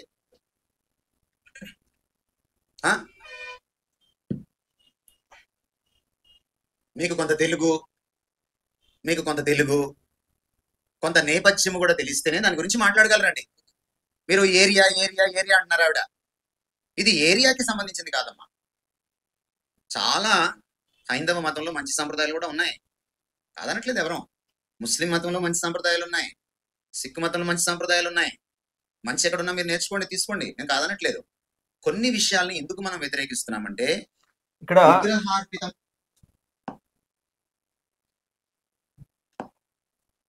విగ్రహార్పితమైన వాటిని మాత్రమే మనం వ్యతిరేకిస్తున్నాం. సంప్రదాయాలు ఉన్నాయి, సిక్కు మతంలో మంచి సంప్రదాయాలు ఉన్నాయి. మంచి ఎక్కడున్నా మీరు నేర్చుకోండి, తీసుకోండి, నేను కాదనట్లేదు. ఇక్కడ ఆయన ఏం చెప్తా ఉన్నానంటే ఒక్కొక్క మతంలో ఒక్కొక్క రకమైన సాంప్రదాయాలు ఉన్నాయి, తీసుకోండి అన్నాడు. నేను ఏంటంటే ఇప్పుడు ఇలా చెప్పాడు కదా ఆయన, కొన్ని మతాలు, అన్ని మతాలు చెడ్డవి కాదు, కొన్ని మంచివి ఉన్నాయి, కొన్ని మంచి విధి విధానాలు ఉన్నాయి, సంప్రదాయాలు ఉన్నాయి, తీసుకోండి వాటిని, కానీ తాళి మాత్రం వద్దని చెప్పే ప్రయత్నం చేస్తున్నాడు ఆయన. నేను ఏంటంటే ఇప్పుడు తాళి అనే కాన్సెప్ట్ చెడ్డ సాంప్రదాయమా, తాళి అనేది వివాహానికి గుర్తుగానే ఉందా అనేది, మరి వివాహానికి గుర్తుగా అనే కాన్సెప్ట్ ప్రకారంగా మరి ఒక్కొక్క మతానికి వివాహం అయినట్టుగా ఒక్కొక్క గుర్తు ఉంది. మరి క్రైస్తవ విధానం ప్రకారంగా వివాహం అయినందుకు గుర్తు ఏంటి మరి అనేది కదా ఆమె ప్రశ్న అడుగుతుంది. మరి వివాహం అయినందుకు ఒక గుర్తు ఉండాలి అని ఒక ముస్లిం మతం పాటిస్తుంది, అటు హిందూ మతం పాటిస్తుంది. మరి క్రైస్తవ మతం వివాహం అయినందుకు గుర్తుగా మరి ఏదో ఒకటి పెట్టాలి కదా అనేది ఆమె ప్రశ్న. మరి వివాహం అనేది గుర్తుగా ఏదో ఒకటి పెట్టాలని ఒక మంచి సాంప్రదాయం వాళ్ళు కలిగి ఉన్నారు. మరి వివాహం అనేది గుర్తుగా మనకు ఒక సాంప్రదాయం ఉండాలి కదా, అదే అని ప్రశ్న అక్కడ నడుస్తుంది. చూద్దాం. అన్ని విషయాల్ని ఎందుకు మనం వ్యతిరేకిస్తున్నామంటే విగ్రహార్పితమైన వాటిని మాత్రమే మనం వ్యతిరేకిస్తున్నాం. మీరు ఇందాక ఇస్సాకు గురించి చెప్పారు. ఆనాటి సంస్కృతి యొక్క సంప్రదాయంలో ఇస్సాకు కథలో వాళ్ళు ఏమైనా విగ్రహార్పితమైంది ఒకటైనా చేశారా? చేయలే. వాళ్ళ పెళ్లిలో విగ్రహార్పితమైన వాటిని మాత్రమే మనం వ్యతిరేకిస్తున్నాం. మీరు ఇందాక ఇస్సాకు గురించి చెప్పారు. ఆనాటి సంస్కృతి యొక్క సంప్రదాయంలో ఇస్సాకు కథలో వాళ్ళు ఏమైనా విగ్రహార్పితమైంది ఒకటైనా చేశారా? చేయలే. వాళ్ళ పెళ్లిలో మీరు అవి తెచ్చుకుంటున్నారు, ఇంకేదో తెచ్చుకుంటున్నారు. నేను అడిగిన దానికి సమాధానం చెప్పనమ్మా. విగ్రహార్పితమైనది అది కనుక వద్దంటున్నాం. తాళి విషయంలో ఇప్పుడు ప్రకాష్ గారు చెప్పిన విషయం ఏంటంటే విగ్రహార్పితం అని మనం చేయకూడదు. ఇస్సాకు సబ్జెక్ట్ లో ఉంగరం ఏదైతే ఉందో అది విగ్రహార్పితం కాదు కదా, మరి ఈ తాళి అనేది విగ్రహార్పితం కదా, అది వద్దని మేము చెప్తున్న విషయము అన్నారు. విగ్రహార్పితం అంటే అర్థం ఏంటి సార్? ఆ సేవకులు నేను అడుగుతున్నాను, ఆయన లేరు కదా, ఆయన చనిపోయినా కూడా ఆయన వీడియోలు సర్క్యులేట్ చేస్తున్నారు, లేకపోతే ఆ విధి విధానాలు పాటిస్తున్న వాళ్ళు ఎప్పటి నుండో ఉన్నారు కాబట్టి ఆయన అలా చెప్తున్నారు. సరే, నేనేది ఏంటంటే విగ్రహార్పితం అంటే అర్థం ఏంటి? విగ్రహానికి అర్పించిన దాన్ని విగ్రహార్పితం అంటారు. విగ్రహానికి అర్పించిన దాన్ని విగ్రహార్పితం అంటే, మరి థియాలజిస్ట్, డివినిటీలు, బైబిల్ కాలేజెస్, పిహెచ్డీలు మరి అంతా చదివారు కదా చాలా మంది. విగ్రహ అర్పితం అంటే అర్థం ఏంటి? విగ్రహానికి అర్పించింది. ఆమె చెప్పింది ఏంటి క్లియర్గా? ఈ తాళి కాన్సెప్ట్ లో సేవకుడు తాళి కట్టించినప్పుడు దాని మీద ప్రార్థన చేస్తాడు, లేకపోతే దాన్ని జీసస్ అని చెప్పి యేసుక్రీస్తుకి అర్పిస్తున్నట్టుగా, లేకపోతే యేసుక్రీస్తు పేరు పెట్టే ఆ తాళి కట్టిస్తున్నారు కదా అని ఆమె చెప్పింది మొదట్లో. మరి మీరు చెప్తున్న వచనం ఏంటి? ఇప్పుడు ఆమె తాళి వద్దని చెప్పే వాదులు ఎవరుతున్నారు, తాళి వద్దనే వాళ్ళు ఎవరుతున్నారు? మీరు చెప్పే విషయం ఏంటంటే అది విగ్రహార్పితము అంటున్నారు. ఇప్పుడు పెళ్లికి గుర్తుగా, ఇప్పుడు ఏదైనా పెళ్లిలోని చూడండి, గమనించండి, లేకపోతే నా పెళ్లి కూడా అయింది, లేకపోతే చాలా పెళ్లికి నేను వెళ్ళాను, క్రైస్తవ పెళ్లికి చాలా పెళ్లికి వెళ్ళాను. క్యాథలిక్లు అయితే ఖచ్చితంగా తాళి కట్టిస్తారు, చూసాను. క్యాథలిక్ పెళ్లి కూడా వెళ్ళాను ఈ మధ్య. సరే, నేనేది ఏంటంటే క్రైస్తవ పెళ్లిలో సాధారణంగా ఎక్కువ మంది, అలాగే తాళి కట్టనటువంటి పెళ్లి కూడా నేను వెళ్ళానండి. అప్పుడు ఏమన్నారు తెలుసా? పూలదండ మార్చుకున్నారు, ప్రార్థన చేశారు, ఉంగరం పెట్టారు, ప్రమాణం చేశారు, అయిపోయింది పెళ్లి, భోజనానికి వెళ్ళని చెప్పారు. వెంటనే నా పక్కన ఉన్న వాళ్ళు, ఏంటి పెళ్లి అయిపోయిందా, అంతేనా, ఇదేనా పెళ్లి అయిపోయిందా అని కొంచెం మక్కనే మాట్లాడుకున్న సందర్భాలు కూడా నేను విన్నాను. ఎందుకంటే అక్కడ అన్యులు కూడా వచ్చారు కాబట్టి పెళ్లికి. సరే, ఇప్పుడు గమనించండి, ఇప్పుడు చెప్పిన వచనం ఏంటి? విగ్రహార్పితము కాబట్టే మీ తాళి వద్దా అంటున్నాం అన్నారు. విగ్రహార్పితం అంటే అర్థం ఏంటి? ముందు ఇప్పుడు చదువుకున్నాడు కానీ చాకలోడు బెటర్ అనే కాన్సెప్ట్ నాకు వస్తుంది. నేను ఈయన విమర్శ ప్రత్యేకించి గుర్తుపెట్టుకోండి, ప్రకాష్ గారిని నేను అంటున్నట్టు కాదు. ఆ విధి విధానాలు పాటించి ఆ విధంగా మాట్లాడే అందరికీ నా మాటలు వర్తిస్తాయి. నేనేది ఏంటంటే విగ్రహార్పితం అంటే విగ్రహానికి అర్పించటం. ఇప్పుడు తాళిబొట్టు ఏదైనా విగ్రహానికి అర్పిస్తున్నామా? ఏదైనా హిందూ దేవుడి పేర్లు కానీ అయితే విగ్రహ సంబంధించిన పేర్లు కానీ తలుచుకుంటున్నామా? చెప్పాలి, అది చెప్పాలండి. మీరు విగ్రహార్పితం అంటున్నారు. తాళిబొట్టే కట్టించమని చెప్పే పాస్టర్ ఎవరుతున్నారో, తాళిబొట్టు కట్టించే పాస్టర్ ఎవరుతున్నాడో అతను విగ్రహానికి అర్పించి తీసుకొస్తున్నాడా? మినిమం ఆలోచన చేయాలి కదండి. కొంచెం చెప్పే మాట వాక్యానుసారమా కాదని చెప్పాలి కదండి. చూద్దాం దాని గురించి ఇంకా విగ్రహ సంబంధమైన అని వచ్చిన కూడా వెళ్దాం. అపోస్తుల కార్యంలో విగ్రహ సంబంధమైన తాళిలో 2 బిళ్ళలు ఉంటాయి. పార్వతీ పరమేశ్వరుడికి సింబల్ అండి అవి. అవి అవి పార్వతీ పరమేశ్వరుడు సింబల్ కాబట్టి అవి విగ్రహ సంబంధమైనది అండి అని చెప్పి మీరు మాట్లాడతారు. అదే బైబిల్లో బంగారాన్ని ధరించొద్దని కూడా ఉంది. అదే బైబిల్లో బంగారానికి సంబంధించినటువంటి పాజిటివ్ వచనాలు ఉన్నాయి. బంగారాన్ని ధరించిన సందర్భాలు బైబిల్లో ఉన్నాయి. మనం తిరిగేదే పరలోకంలో బంగారం మీద, బంగారం ఉంగరము కాన్సెప్ట్ అంతా ఉంది. మరి అదే బైబిల్లో బంగారం అని కూడా ఉంది. మనం వద్దాం, ఒకటొకటిగా వద్దాం. మీరు ఎక్కడ వాక్యం తప్పుగా అర్థం చేసుకున్నారు. విగ్రహ సంబంధమైన అన్నారు అంటే ఈ విగ్రహ సంబంధమైన ఆచారం అండి. తాళి కాన్సెప్ట్ లో 2 ఉంటాయి కదా, మరి విగ్రహ సంబంధమైంది అని చెప్పి కూడా మాట్లాడతారు. దాని ప్లేస్ లో సిలువకు సంబంధించిన సూత్రాలు వచ్చినాయి. ఒకటే సూత్రము. కేరళ ఇప్పుడు మనం అనుకున్నట్టుగా పెళ్లి ఏదైతే ఉందో 2 సూత్రాలు అనేది ఏదైతే ఉందో అది ఇక్కడ తెలుగు ప్రాంతాలకు కనపడుద్ది. అదే కేరళ ప్రాంతానికి వెళ్ళినా కొన్ని ప్రాంతాలకు వెళ్తే ఒకటే ఒకటి కనపడుతుంది, సిలువ సూత్రం అని కనపడుతుంది. అంటే ఒకటే సూత్రం ఉంటుంది, దాని మీద సిలువ గుర్తుంటుంది. ఓకే, ఇక్కడ కాన్సెప్ట్ గుర్తుపెట్టుకోండి. నేను దానికి ఆల్టర్నేటివ్గా ఏదైనా చేసుకోండి. మీకు 2 సూత్రాలు పార్వతీ పరమేశ్వరులు అని మీకు భావజాలు మీకు మనసులో కలిగితే ఎప్పుడైనా గమనించండి. బైబుల్లో చెప్తుంది ఏంటంటే మీ మనసులో అది నిషిద్ధం అనుకుంటే అది నిషిద్ధమే, మీ మనసులో నిషిద్ధం కాదనుకుంటే అది నిషిద్ధం కాదు అనేది గుర్తుపెట్టుకోండి. అదే అంటున్నాను, సూత్రాల కాన్సెప్ట్లో, మంగళసూత్రం కాన్సెప్ట్లో కూడా ఈ సూత్రాల విషయాల్లో ఇది పార్వతీ పరమేశ్వరులకు సంబంధించింది. ఈ 2 సూత్రాలు అనేది ఒక పార్వతి ఒకటి పరమేశ్వరుడు శివుడికి పార్వతికి సంబంధించింది అని భావజాలం మీకుంటే 2 సూత్రాలు మీరు కట్టుకోబాకండి. అది మీ మనస్సాక్షిలో అది చూడంగానే మీకు అదే కనపడుతుంది కాబట్టి కట్టుకోబాకండి. సిలువ సూత్రం సపరేట్గా వస్తుంది, సపరేట్గా కొంతమంది పాటిస్తున్నారు ఆల్రెడీ, అది కట్టుకోండి. అసలు తాళి కాన్సెప్ట్ ఏంటి? పెళ్ళైన స్త్రీ అని చెప్పడానికి కొన్ని కాన్సెప్ట్లు ఉన్నాయి. సరే, ఇప్పుడు మీరేమన్నారు? ఇస్సాకు కాన్సెప్ట్లో బంగారము అని కాన్సెప్ట్ ఉంది కదా. మరి బంగారం అనేది హిందూ గ్రంథాల ప్రకారంగా బంగారం అనేది శివుడు మోహిని వెంట పడగెడుతున్నప్పుడు కార్చుకున్నటువంటి వీర్యం ఏదైతే ఉందో అది భూమి మీద పడ్డప్పుడు బంగారంగా ఏర్పడిందని చెప్పి వాళ్ళ గ్రంథాల్లో ఉందండి. శివుడు మోహిని అవతారం ఉన్నటువంటి విష్ణు వెనక పరిగెడుతున్నప్పుడు వీర్యం కార్చుకుంటే అది భూమి మీద పడి బంగారం అయిందని ఉంది. మరి బంగారం చూడంగానే అది గుర్తు రావాలి, మరి మీకు అది గుర్తు రావాలి. బంగారం చూడంగానే శివుడు వీర్యం కింద గుర్తు రావాలి. మరి అది మాత్రము పాటిస్తారు. బంగారం మాత్రం బొట్టు పెట్టుకోరు, తాళి బొట్టు కట్టుకోరు, మెటలు కట్టుకోరు, ఏం చేసుకోరు. కానీ బంగారం మాత్రం చాలా ఎక్కువగా ధరిస్తారు. క్రైస్తవ పెళ్లికి వెళ్ళండి. ఆ పాయింట్ కూడా వస్తుంది, ఇక్కడ బొట్టు పాయింట్ కూడా వస్తుంది. ఇదే దాంట్లో దాని గురించి టచ్ చేసి చెప్తున్నాను నేను. మరి బంగారం అనేసరికి హిందూ గ్రంథాల ప్రకారంగా శివుడి యొక్క వీర్యంగా ఉంది. మరి అప్పుడు కూడా మీకు బంగారం కూడా ధరించకూడదు. అట్లా అంటే మీరేమన్నారు? ఉంగరం అనేది బైబిల్ ప్రకారంగా ఇస్సాకు పెట్టాడు కాబట్టి ఉంగరం పద్ధతి ఓకే. మీ వివాహ పద్ధతిలో, క్రైస్తవ వివాహ పద్ధతిలో ఉంగరం పద్ధతి అయితే మీకు ఓకే. క్రైస్తవ మరి తాళి బొట్టు అయితే మీకు నానోకే కదా. నేనేది ఏంటంటే హిందూ పద్ధతిలో ఉంగరం పద్ధతి కూడా ఉంది. నిశ్చితార్థం రోజున ఉంగరం తొడుగుతారు. హిందూ పద్ధతిలో ఉంగరం కూడా ఉంది. మరి హిందూ పద్ధతిలో ఉంగరం కూడా ఉంది కదా అని చెప్పి మీరు కూడా ఉంగరం పెట్టకుండా ఉండండి. క్రైస్తవ వివాహ పద్ధతిలో ఉంగరం పెట్టబాకండి. బైబిల్లో ఉంగరం పద్ధతి ఉందని మీరు పెట్టుకుంటున్నారు, ఓకే. మరి బైబిల్ ప్రకారంగా బంగారం అలంకరణ విషయంలో బంగారం కూడా ధరించొద్దని అలంకరణ సబ్జెక్టులో బైబిల్ వచ్చిన ఉంది. అదే బైబిల్లో ఉంగరం సబ్జెక్టులు కూడా ఉన్నాయి, బంగారం సబ్జెక్టులు కూడా ఉన్నాయి. వాక్యాలు తప్పుగా అర్థం చేసుకుంటే అలాగే కనబడుతుంది. సరే, అలాగే ఉంగరం పద్ధతి క్రైస్తవ పద్ధతి అని మీరు కట్టుకుంటున్నారు బైబిల్ చూసి. మరి అదే ఉంగరం పద్ధతి హిందూ పద్ధతిలో కూడా ఉందండి. నిశ్చితార్థంలో ఉంగరం పద్ధతి హిందూ పద్ధతిలో కూడా ఉందండి. మరి కట్టుకోబాకండి. విగ్రహ సంబంధం అయితే తీసుకోండి. అయితే తీసుకుంటారా? లేదు మా బైబిల్లో ఉంది కదా అంటారు. అదే బైబిల్లో బంగారాన్ని వాడకూడదని ఉంది. అదే బైబిల్లో మిగుల వెలుగల వస్త్రాలు ధరించొద్దని ఉంది. మీరు ఎవరండి 3,000 4,000 అంటే 2,000 3,000 దుస్తులు, సాధారణ దుస్తులు ఎవరు ధరిస్తున్నారు పెళ్లిళ్ళలో, ఫంక్షన్స్ లో? మరి మిగులు వస్త్రాలు ఎందుకు ధరిస్తున్నారు? అలాగే చూడండి, ఉంగరం పద్ధతి హిందూ వ్యవస్థలో కూడా ఉంది. మరి ఉంగరం పద్ధతి హిందూ వ్యవస్థలో కూడా ఉంది కదా, విగ్రహ సంబంధం అని చెప్పి ఉంగరం కూడా పెట్టడం మానేస్తారా? బైబిల్లో ఉంది కదా అంటారు కదా. అట్లాగే చూద్దాం. అంటే తాళి కాన్సెప్ట్లో గుర్తు, ఇప్పుడు పెళ్ళైన మరి ఈ బైబిల్లో పెళ్ళైనందుకు గుర్తుగా ఇస్సాకు కాలం ఉంగరం వచ్చింది.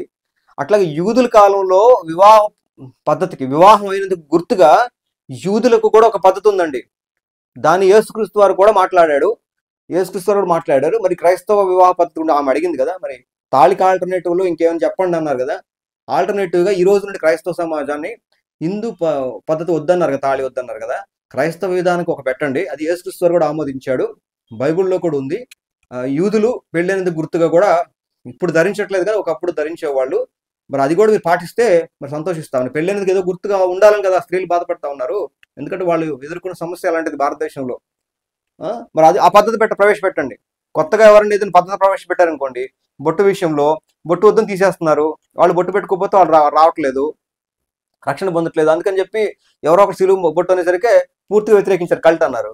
అట్లాగే తాళి వద్దన్నప్పుడు దానికి ఆల్టర్నేటివ్గా ఇప్పుడు దాకా ఏది లేదు కాబట్టి నేను చెప్తాను, బైబిల్ ప్రకారంగా వివాహమైన స్త్రీకి గుర్తుగా యూదులు ఒక పద్ధతి పాటించేవాళ్ళు, దాన్ని యేసుక్రీస్తు కూడా ఆమోదించారు. మరి ఆ పద్ధతి తీసుకొస్తారా కొత్తగా?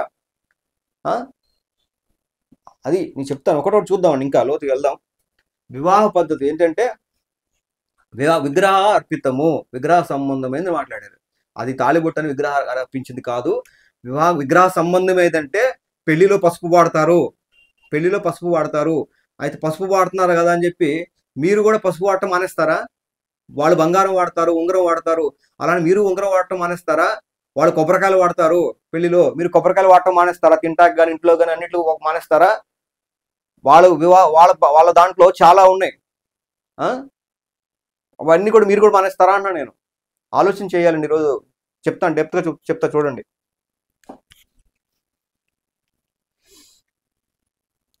అమ్మ మీరు ఎందుకు బొట్టు పెట్టుకోలేదు చెప్పండి అమ్మా. హిందూ సంప్రదాయం కదా, మీరు ఎందుకు పెట్టుకోలేదు బొట్టు నాకు చెప్పండి. మీరు బొట్టు ఎందుకు పెట్టుకోలేదు? అది కూడా ఏరియా ఆచారమేనమ్మా. అమ్మ పెళ్లిలో బొట్టు పెడతారా పెట్టరా? మరి ఎందుకు పెట్టుకోలేదమ్మా? జీలకర్ర బెల్లం ఎందుకు పెట్టుకోలేదండి? వాళ్ళు హిందూస్ కాబట్టి బొట్టు పెట్టుకొని పెళ్లి పిల్లని చేస్తారు, మనం క్రైస్తవం కాబట్టి బొట్టు పెట్టుకో అంతే. ఇప్పుడు వారు ఏమంటున్నారంటే అవి తీసుకోవచ్చు అంటున్నారు, వారు అవి తీసుకోవచ్చు అంటున్నారు. తాళొక్కటే ఎందుకు తీసుకున్నారు? బొట్టు ఎందుకు తీసుకోలేదు? జీలకర్ర బెల్లం ఎందుకు తీసుకోలేదు? తీసుకోవాలి కదా. పాస్టర్ మ్యారేజ్ చేసేటప్పుడు హిందూ సాంప్రదాయం ప్రకారం అని మాట్లాడతారు కదా, అదే అంటున్నాను. ఇక్కడ గమనించాలి, పాస్టర్ పెళ్లి చేసేటప్పుడు హిందూ సాంప్రదాయం చెప్పడం కాదు, భారతదేశంలో వివాహ వ్యవస్థకి గుర్తుగా, వివాహమైన స్త్రీకి గుర్తుగా భారతదేశంలో ఒక ఆచారం ఉంది. వివాహమైన స్త్రీకి గుర్తుగా ఇది చేస్తున్నాము. భారతదేశ ప్రజలను గౌరవించి, భారతదేశ సాంప్రదాయాన్ని గౌరవిస్తూ, వివాహమైన స్త్రీకి తాళిబొట్టు ఉండాలని గౌరవిస్తూ ఆ ప్రకారంగా తాళి కట్టిస్తున్నాను అని చెప్తాడు తప్ప, హిందూ సాంప్రదాయం ప్రకారంగా దాన్ని గౌరవిస్తూ కట్టిస్తున్నానని చెప్పడం పాస్టర్ గారు. ఏమంటాడంటే భారతదేశంలో వివాహమైనందుకు గుర్తుగా అని పదాన్ని వాడతారు సేవకులు. వివాహమైనందుకు గుర్తుగా భారతదేశంలో ఒక ఆచారం ఉంది, సాంప్రదాయం ఉంది, వివాహమైనందుకు గుర్తుగా ఒక ఆచారం సాంప్రదాయం ఉంది కాబట్టి దాన్ని గౌరవిస్తూ ఈ కథ గుర్తుగా, పెళ్ళైనందుకు గుర్తుగా కాన్సెప్ట్ గుర్తుపెట్టుకోండి. హిందూ ఆచారాన్ని గౌరవిస్తూ చేస్తున్నాం అని చెప్పట్లా, గుర్తుపెట్టుకోండి. ఇప్పుడు నేనేమంటున్నాడు, బొట్టు విషయానికి వచ్చాడు. వెరీ గుడ్ అండి, చాలా మంచి పాయింట్ తీసుకొచ్చారు సార్ ప్రకాష్ గారు. ఎవరైతే స్త్రీలు ఇప్పుడు ఎవరైతే దాంట్లో తాళిబొట్టు అవసరం లేకపోతే వివాహానికి గుర్తుగా ఒకటి అవసరం అని మాట్లాడుతూ ఉన్నారో, మరి మంచి ప్రశ్న అడిగారు ప్రకాష్ గారు మీరు. మరి బొట్టు ఎందుకు పెట్టుకోవట్లేదు అన్నారు. బొట్టుకు విషయంలో కూడా బైబిల్ బొట్టు తీసేయమని ఎక్కడ చెప్పలేదు, బొట్టు తీసేయమని చెప్పలేదు బైబిల్ ఎక్కడ కూడా. విగ్రహ సంబంధమైనది విగ్రహార్పితం ఎప్పుడవుద్దంటే, ఆ 2 వచనాలు చూపిస్తాను. విగ్రహ సంబంధమైనది అంటే విగ్రహ అర్పితము అని అర్థం. విగ్రహ సంబంధమైనది అంటే విగ్రహాల దగ్గర పెట్టేది ఏదైనా సరే మనకు వద్దని కాదు. అలా అయితే విగ్రహాల దగ్గర పెట్టేది అరటిపళ్ళు ఉన్నాయి, విగ్రహాల దగ్గర పెట్టేది కొబ్బరి బొండాలు ఉన్నాయి, విగ్రహాలకు పెట్టేది పసుపు ఉంది, విగ్రహాలకు పెట్టేది చాలా ఉన్నాయి. విగ్రహాలకు పెట్టేది బంగారం కూడా ఉంది, విగ్రహాలు పెట్టేది ఉంగరం కూడా ఉంది. పెళ్లిళ్ళ కాన్సెప్ట్ లో విగ్రహాలు పెట్టేది బోల్డ్ ఉన్నాయి. అవన్నీ కూడా మనం మానేసుకోవాలి. అప్పుడు అవన్నీ కూడా మనం మానేసుకోవాల్సి వస్తుందండి. విగ్రహ సంబంధమైనదని అని ఆ ఆలోచన, ఆ వాక్యాన్ని అలా అర్థం చేసుకుంటే, అదే బైబిల్లో విగ్రహ సంబంధమైనది అంటే విగ్రహ అర్పితము అని కూడా బైబిల్లో క్లియర్గా చెప్పాడు. విగ్రహ సంబంధమైనది అంటే అర్థం ఏంటంటే విగ్రహాలకు పెట్టేది అన్ని కాదు, విగ్రహ సంబంధం విగ్రహానికి అర్పించిన దాన్ని మాత్రమే తీసుకోవద్దు అని కాన్సెప్ట్ చెప్తాను. మంచి పాయింట్ అడిగారు సార్ బొట్టు విషయంలో ప్రకాష్ గారు, మంచి పాయింట్ అడిగారు. ఇలాగే బుద్ధి రావాలి, ఇలాగే బుద్ధి చెప్పాలండి. తాళిబొట్టు విషయంలో అంత సెంటిమెంట్గా మాట్లాడిన స్త్రీలు బొట్టు విషయంలో కూడా అబ్జెక్షన్ కాదా? బొట్టు తీసేస్తే తాళిబొట్టు ఉన్నందుకు భర్త బతికున్నాడు, తాళిబొట్టు ఉంటే భర్త బతికున్నాడు అని గుర్తు. అలాగే బొట్టు పెట్టుకున్న స్త్రీ కూడా భర్త బతుకుండాలంటే గుర్తు భారతదేశంలో. బొట్టు లేని స్త్రీని భర్త లేని స్త్రీగా చూస్తారు, విధవని చేసినట్టుగా చూస్తారు, విధవ స్త్రీగా చూస్తారు. అందుకే కొంతమంది సువార్త చేసేటప్పుడు ముండ మోపులు అని మాట్లాడతారండి. కొంతమంది మాట్లాడారు, దాని గురించి నేను ఫైట్ చేస్తూ ఈ యొక్క విశాఖపట్నం ప్రాంతం కసింకోట ప్రాంతంలో అనకాపల్లి అవతల మేము వెళ్ళి ఆ స్త్రీలను అవమానించినందుకు గాను వాళ్ళ మీద కేసు బుక్ చేసి ఒక రోజంతా ఫైట్ చేశాము. అయితే ఆ యొక్క స్త్రీలు కేసు పెట్టడానికి ఇష్టపడలేదు, ఆ కుటుంబ సభ్యులు ఎవరు కూడా ముందుకు రావడానికి ఇష్టపడలేదు కాబట్టి కేసు అనేది విత్డ్రాల్ అయింది. ఇక్కడ ఎవరైతే స్త్రీలు సువార్తకు వెళ్ళారో వాళ్ళని ఏమన్నారంటే ముండ మోపుల్లాగా ఇది మా వస్తారా ఇక్కడికి, ముండ మోపులని మాట్లాడాడండి. అప్పుడు ఆ కోపం వచ్చి నేను వెళ్ళాను, అట్లా మాట్లాడొచ్చా స్త్రీల విషయంలో అని. ఓకే, నేనేది ఏంటంటే ఇక్కడ తాళిబొట్టు అవసరం అని ఎవరైతే పోరాడుతున్నారో స్త్రీలు, తాళిబొట్టు ఒకటే కాదండి భారతదేశంలో పెళ్ళైనందుకు గుర్తు. తాళిబొట్టు ఒకటే కాదు, బొట్టు కూడా. బొట్టు లేకపోతే కూడా పెళ్ళైన స్త్రీగా చూడరు. బొట్టు లేకపోతే కూడా తాళిబొట్టు లేకపోతే కూడా పెళ్ళైన స్త్రీగా చూడరు. అలాగే బొట్టు లేకపోతే కూడా బొట్టు లేకపోతే కూడా పెళ్ళైన స్త్రీగా చూడరు. అందుకని మన క్రైస్తవాన్ని వ్యతిరేకించే కారణం విదేశీ మతము, అన్ని మతం వ్యతిరేకించే కారణం అదే. ముస్లిమ్స్ కూడా యాక్సెప్ట్ చేయకపోవడం కారణం కూడా ప్రధానమైన కారణం అదే ముఖ్యంగా. సో ఓకే, క్రైస్తవం ప్రకారం వెళ్ళండి, పరిశుద్ధంగా జీవించండి అని చెప్పినందుకు ఎవ్వరు కూడా అబ్జెక్షన్ చేయట్లేదండి హిందువులు. ఇక్కడ అబ్జెక్షన్ చేసిన విషయం ఏంటంటే చర్చికి పోగానే బొట్టు తీపిచ్చేస్తారు, చర్చికి పోగానే మంగళసూత్రం తీపిచ్చేస్తారు, చర్చికి పోగానే మెట్టలు తీపిచ్చేస్తారు, చర్చికి పోగానే పట్టీలు తీపిచ్చేస్తారు, చర్చికి పోగానే మల్లెపూలు తీపిచ్చేస్తారు, చర్చికి పోగానే తెల్లచీర కట్టిస్తారు, అలంకరణ లేకుండా చేస్తారు. కొంతమంది చర్చికి పోతే సబ్బు పెట్టి ముఖం కడుక్కోవటానికి కూడా నిషేధించిన వాళ్ళు ఉన్నారు, ఎక్కువ శాతం ఉన్నారు. ఆ సంఘం పేరు చెప్పడానికి నాకు ఇష్టపడట్లా. చర్చికి పోతున్నందుకని సబ్బు పెట్టి ముఖం కడుక్కోవటానికి కూడా నిషేధించిన వ్యక్తులు ఉన్నారు. బైబిల్ వాక్యాన్ని తప్పుగా అర్థం చేసుకొని చర్చికి పోతే ఇలా తయారవుతారు, ముండ మోపుల్లా తయారవుతారు. నేను పచ్చిగా మాట్లాడుతున్నా అంటే మీకు ఆ బాధ అర్థం కావాలి. అలా వాళ్ళ హిందువుల యొక్క మనోభావాలు అలా మాట్లాడటగల కారణం ఏంటంటే అలా తయారు చేస్తున్నారు కాబట్టి. ఎవరైతే తాళిబొట్టు విషయంలో అంతగా ఫైట్ చేశారో, ఆ చర్చిలో ఫైట్ చేస్తున్న వ్యక్తులు ఎవరైతే ఆ వీడియో చూస్తున్నారో, బొట్టు విషయంలో కూడా భారతదేశంలో ప్రకారంగా భర్త ఉన్నాడు అంటే సూచన బొట్టు. మరి ఆ విషయంలో కూడా మీరు ఎందుకు పాటిస్తున్నారని ప్రకాష్ గారు మంచి మాట అడిగారండి. రెండు విషయాల్లో కూడా మనం ఈరోజు వీడియో చూడాలి ఖచ్చితంగా. రెండు విషయాలు కూడా విగ్రహ సంబంధమైనది చెప్పి, మరి విగ్రహ సంబంధమైనది హిందువుల ఆచారం అని చెప్పి బొట్టు తీసేసిన వాళ్ళు మరి తాళిబొట్టుకు తీయటం కూడా ఇష్టపడండి. ఎలా అయితే తాళిబొట్టు కూడా లేకుండా ఉండటానికి ఇష్టపడండి అని మంచి ప్రశ్న అడిగారండి. బొట్టు తీయక్కర్లేదు, తాళిబొట్టు తీయక్కర్లేదు, బైబిల్ ప్రకారమే నేను చెప్తాను. చూడండి ఈరోజు చివరి డిబేట్ అయితే ఒక్క నిమిషం పెట్టదు మిమ్మల్ని ఓడించడానికి. నాకు అంత చదువుకున్నవాడిని నేను, ఒక్క నిమిషం పెట్టదు నాకు. మీరు నాతో వాదించకండి, వినండి. ముందు పాస్టర్ గారికి లైసెన్స్ ఇచ్చింది తాళి కట్టమని కాదు, పెళ్లి చేయమని. గుర్తుపెట్టుకోండి. అదండి మీరు అక్కడ బొట్టు విషయంలో అది అంటే ఆయన నోరు ముప్పించే విషయం ఏంటంటే తాళిబొట్టు కోసం అడుగుతున్నారు కదా, మరి బొట్టు కూడా తీసేశారు కదా, బొట్టు పెట్టుకోండి. అలాగా జీలకర్ర బెల్లం అనేది సార్ ప్రకాష్ గారు, జీలకర్ర బెల్లం అనేది రోజు పెట్టుకునేది కాదండి. జీలకర్ర బెల్లం అనేది ఇక్కడ కాన్సెప్ట్ ఏంటి, బొట్టు విషయంలో మంగళసూత్రం విషయంలో ఎందుకు అడుగుతున్నారు అంటే ఇవి రెండు నిత్యము ఉండాల్సినవి. ఏది హిందూ సమాజంలో తిరిగేటప్పుడు నిత్యం ఉండాల్సినవి కాబట్టి. జీలకర్ర బెల్లం అని రోజు పెట్టుకుని తిరగరు హిందువులు, రోజు పెట్టుకుని తిరగడం. పెళ్ళైందని జీలకర్ర బెల్లం పెట్టుకుని రోజు తిరగరు కాబట్టి వాటి పట్టింపు అవసరంలా. రోజు పెట్టుకు తిరిగేది ఏంటంటే పెళ్ళైందని గుర్తుగా బొట్టు అనేది, మంగళసూత్రం అనేది హిందువులు పెళ్ళైందని గుర్తుగా పెట్టుకుని తిరుగుతారు కాబట్టి. అది లేని స్త్రీలని విధవలుగా చూస్తున్నారు కాబట్టి, అది లేని స్త్రీలని అన్యమతంగా చూస్తున్నారు కాబట్టి, విదేశీ మతంగా చూస్తున్నారు కాబట్టి అనేది సెంటిమెంట్గా అవసరం కాబట్టి ఆ విషయంలో పోరాటం జరుగుతుంది. జీలకర్ర బెల్లం దీంట్లో తీసుకోవాల్సిన అవసరం లేదు, అది సబ్జెక్ట్ వేరు. జీలకర్ర బెల్లం మనం పాటించాల్సిన అవసరం ఏం లేదు. ఎందుకంటే మనకు పోరాడేది ఏంటంటే, పోరాడే విషయం ఏంటంటే సమాజంలో తిరిగేటప్పుడు విధవగా చూడకుండా, భర్త లేని స్త్రీగా చూడకుండా మనల్ని గుర్తుగా భారతదేశంలో భర్త ఉన్నాడు అనడానికి మెట్టెలు, అలాగే బొట్టు, అలాగే ఈ మంగళసూత్రం అనేది ప్రాముఖ్యంగా చూస్తున్నారు కాబట్టి అది భారతదేశంలో పెళ్లి అనేది గుర్తుగా మాత్రమే ధరిస్తాము, విగ్రహార్పితంగా కాకుండా పెళ్లి అనేది గుర్తుగా ధరిస్తాము అనేది చెప్తున్న విషయము. కాబట్టి దాని గురించి కోపగించుకున్నారండి. మరి దానికి ఆయన తీసుకున్న సబ్జెక్ట్ ఏంటంటే చూద్దాం. తీసుకోవాలి అని అనుకున్నప్పుడు మీకు ఏ సంప్రదాయం లేదు అని మీరు అనుకున్నప్పుడు ఏ సంప్రదాయం అయినా తీసేసుకుంటారా? చెప్పండి నాకు, ఇది ప్రశ్న కాదా? నాకు సంప్రదాయం లేదు క్రైస్తవుడిగా కాబట్టి నేను ఏ సంప్రదాయం అయినా తీసేసుకుంటానా? దానికి ప్రమాణం లేదా? వాక్య విరుద్ధమైన ఏ సంప్రదాయాన్ని తీసుకోలేను. వాక్యానుసారమైన, వాక్యం ఖండించని సంప్రదాయాల్ని తీసుకుంటా. సంప్రదాయాలు మనుషులు సృష్టించుకున్నవే కదండి. వాక్యం దేవుడిచ్చింది. దేన్ని కొలవాలి? వాక్యంతో మనుషుల పద్ధతుల్ని కొలవాలి. యేసు మార్క్స్ వార్త 7వ అధ్యాయంలో ఏం చెప్పాడు? మనుషులు కల్పించిన పద్ధతుల్ని, పితృపారంపర్యాచారమైన పద్ధతుల్ని మీరు దేవుని ఆజ్ఞ పైన తీసుకెళ్లి పెట్టారు. ఇది తప్పు అన్నాడు ఆయన. ఈరోజు మీరు పెళ్లిళ్ళలో చేస్తుంది అదే కదా. మార్చుకుంటే మీరు ధన్యులండి. మార్చుకుంటే మీరు ధన్యులు.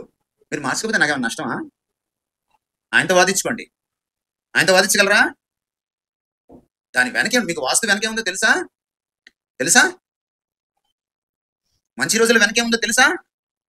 ఏమి తెలియకుండా పాటించేసి మళ్ళీ దాన్ని సమర్థన, మళ్ళీ తప్పు చేయడం కాదా తెలియక మళ్ళీ తప్పుని సమర్థించుకుంటే తప్పు కదా. ఇది పరమ తప్పు. ఇది మీరు ఏ సంప్రదాయమైనా పాటించుకోండి, నాకు అనవసరం. విగ్రహాల జోలికి పోకూడదు అంతే. ఒక విషయంలో నేను అబ్జెక్షన్ రైజ్ చేస్తున్నాను. మీరు వింటారా? వినండి. ఇప్పుడు ఆ థీమ్ ఎప్పుడు పెట్టుకున్నారు వాళ్ళు? విగ్రహాల జోలికి పోయారు. వాళ్ళు విగ్రహాల జోలికి పోయి గుండెని విడిభూమిగా చేసుకున్నారు. వెళ్ళి చదవండి, మీరు వెనక ముందుకి వెళ్ళి చదవండి, అన్యాయం చేయాలి, మీకు అర్థమవుతుంది. బయలుదేవతను పూజించారు వాళ్ళు. డబ్బు బాగా వస్తుందని, అష్టైశ్వర్యాలు వస్తాయని.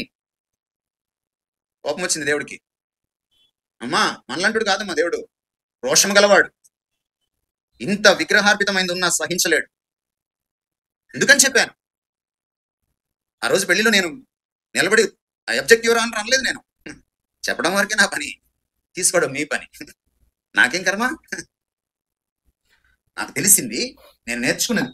గమనించండి, ఆ రోజు పెళ్లిలో అన్నారు అంటే సంథింగ్ ఎక్కడ పెళ్లి జరుగుతున్నప్పుడు అక్కడ తాళిబొట్టు కట్టిస్తున్నప్పుడు ప్రకాష్ గారు ఎక్కడో దాన్ని విషయంలో తప్పు అని చెప్పుకుంటాడు. తర్వాత చర్చిలో జరుగుతున్న మీటింగ్ ఇది. ఇక్కడ చెప్పేది ఏంటంటే, ధర్మశాస్త్రాన్ని కోడ్ చేశారు. ఏమని? దేవుడు పెట్టిన ఆజ్ఞ కాకుండా కొంతమంది యూదులు కొత్త ఆజ్ఞలు పెట్టుకుని ఆచారాన్ని పాటిస్తున్నారు, దానికి దేవుడు కోపగించుకున్నాడు అంటున్నాడు. సేమ్ చెప్పేది ఏంటంటే, బైబిల్ చెప్పింది కాకుండా మీరు కొత్త ఆచారాన్ని పాటిస్తున్నారు, కొత్త ఆచారాన్ని క్రైస్తవంలో తీసుకొచ్చారు భారతదేశంలో అని చెప్తున్న విషయం. అది మీకే వర్తిస్తుంది. ఎలాగో చెప్తాను. అలాగే ఈయన ఏం చెప్తున్నాడు? ఒక ప్రమాణం ఉండాలి కదా, మనకి ఒక ప్రమాణం ఉండాలి కదా అంటున్నాడు. అంటే ప్రమాణం అంటే నువ్వు తీసుకుని వచ్చిన ఏంటి? విగ్రహార్పితము, విగ్రహ సంబంధమైనది అని కాన్సెప్ట్. విగ్రహార్పితం అంటే ఇప్పుడు విగ్రహాల దగ్గర పెట్టింది మాత్రం విగ్రహార్పితం అవుతుంది తప్ప కాదండి. అలాగే మీరు మొదట చెప్పారు ఏమని? క్రైస్తవుల్లో, హిందువుల్లో, ముస్లింస్లో మంచి ఆచారాలను వాటికి తీసుకోవచ్చు అని చెప్పి. అదే అంటున్నారు. పెళ్లి అనేది గుర్తుగా స్త్రీ తిరుగుతున్నప్పుడు ఆమెకు పెళ్లి అయింది, పలానా ఒక వ్యక్తికి భార్య, వేరే వ్యక్తికి భార్య, ఆమె విషయంలో మనం ఇష్టం వచ్చినట్టు ప్రవర్తించకూడదు, ఆమెను గౌరవించాలి, ఆమె పట్ల మనం ఇష్టం వచ్చినట్టు ప్రవర్తించకూడదు అని చెప్పడానికి, పెళ్ళైన స్త్రీ బజార్ మీద తిరిగేటప్పుడు ఆమెని ముట్టుకోకూడదు, ఆమె పట్ల నోటుకొచ్చిన మాట్లాడకూడదు అని చెప్పడానికి, ఆమె పరాయవాడి భార్య, వేరే వాళ్ళ స్త్రీ భార్య అని చెప్పడానికి ఒక గుర్తు ఉండాలి అనే కాన్సెప్ట్లో, మంగళసూత్రం కాన్సెప్ట్లో వచ్చింది. ఇప్పుడు దీన్ని చూసుకొని మీరు విగ్రహాల జోలికి వెళ్ళిపోతారు అని అంటే ఎవరు వెళ్ళిపోతారు సార్? విగ్రహాలు వద్దనుకునే కదా మనం కన్వర్ట్ అయ్యాము. ఇలా ఎవరు దాన్ని బట్టి వెళ్ళిపోతారు? విగ్రహాల జోలికి వెళ్ళరు కదా. ఇక్కడ గౌరవానికి సంబంధించిన సమాజంలో తిరుగుతున్నప్పుడు, నలుగురు చూసేటప్పుడు 80%, 100కి 80% హిందువుల మధ్యలో తిరుగుతున్నప్పుడు వాళ్ళు గౌరవిస్తున్నారా లేదా? మనల్ని పెళ్ళైనందుకు గౌరవిస్తున్నారా లేదా? పెళ్ళైన స్త్రీని చూస్తున్నారా లేదా? లేకపోతే ఆమె పెళ్లి కాని స్త్రీ కింద చూస్తున్నారా లేదా? లేకపోతే ఇంక పెళ్ళి అవ్వకపోయినా సరే, సపోజ్ 30 ఏళ్ళు, 20 నుండి 30 ఏళ్ళు వరకు చూద్దాం, ఒక ఆయనతో తిరుగుతుంది, ఇంక పెళ్ళి అవ్వకముందే ఇంకొకటితో తిరుగుతుంది, సంతోషం. అంటే ఇప్పుడు భార్య భర్తలు ఎలా తిరుగుతారు? క్లోజ్గా తిరుగుతారు. అప్పుడు ఏమి సమాజం ఎలా చూస్తుంది? తాళిబొట్టు లేదు, మెట్టలు లేదు, ఏమి లేదు, ఒక మామూలు గోల్డ్ చైన్ వేసుకొని తిరుగుతుంది. అవి ఏమంటారు? పెళ్ళి అవ్వకముందే వీళ్ళు ఇంత విచ్చలవిడిగా తిరుగుతున్నారని కదా సమాజంలో చూస్తారు. అందుకని ముందు పెళ్ళయిందా లేదని చెప్పడానికి వెంటనే తాళిబొట్టు చూస్తారు, కాళ్ళకి మెట్టలు లేదు చూస్తారు. పెళ్ళయింది కాబట్టి ఒక వాళ్ళ భార్యాభర్తలు అలా తిరిగినా పర్వాలేదు అని అనుకుంటారు. అవి రెండు చూసి, అవి రెండు లేకపోతే వీళ్ళు ఒక లవర్స్, పెళ్లి కాకముందు ఇలా తిరుగుతున్నారు అనే ఉద్దేశంతో చూస్తారు. తాళిబొట్టు చూసేసే విగ్రహాలకు వెళ్ళిపోతారా? అలాగే తాళిబొట్టు కట్టుకున్నంత మాత్రాన వీళ్ళకి బాగా కలిసి వస్తుందని చెప్పి విగ్రహ ఆచారానికి వెళ్ళిపోతారా? మీరు దేంతో ముడి పెడుతున్నారండి? మీరు పెట్టిన సిద్ధాంతం సమర్థించుకోవడం కోసం ఏ వచనం తీసుకున్నారు? సరైన ఆధారంతో ఒక వచనం తీసుకున్నారా? తీసుకోలేదు. పైగా ఏదేదో వచనాలు తీసుకొని దీనికి ముడి పెడతా ఉన్నారు.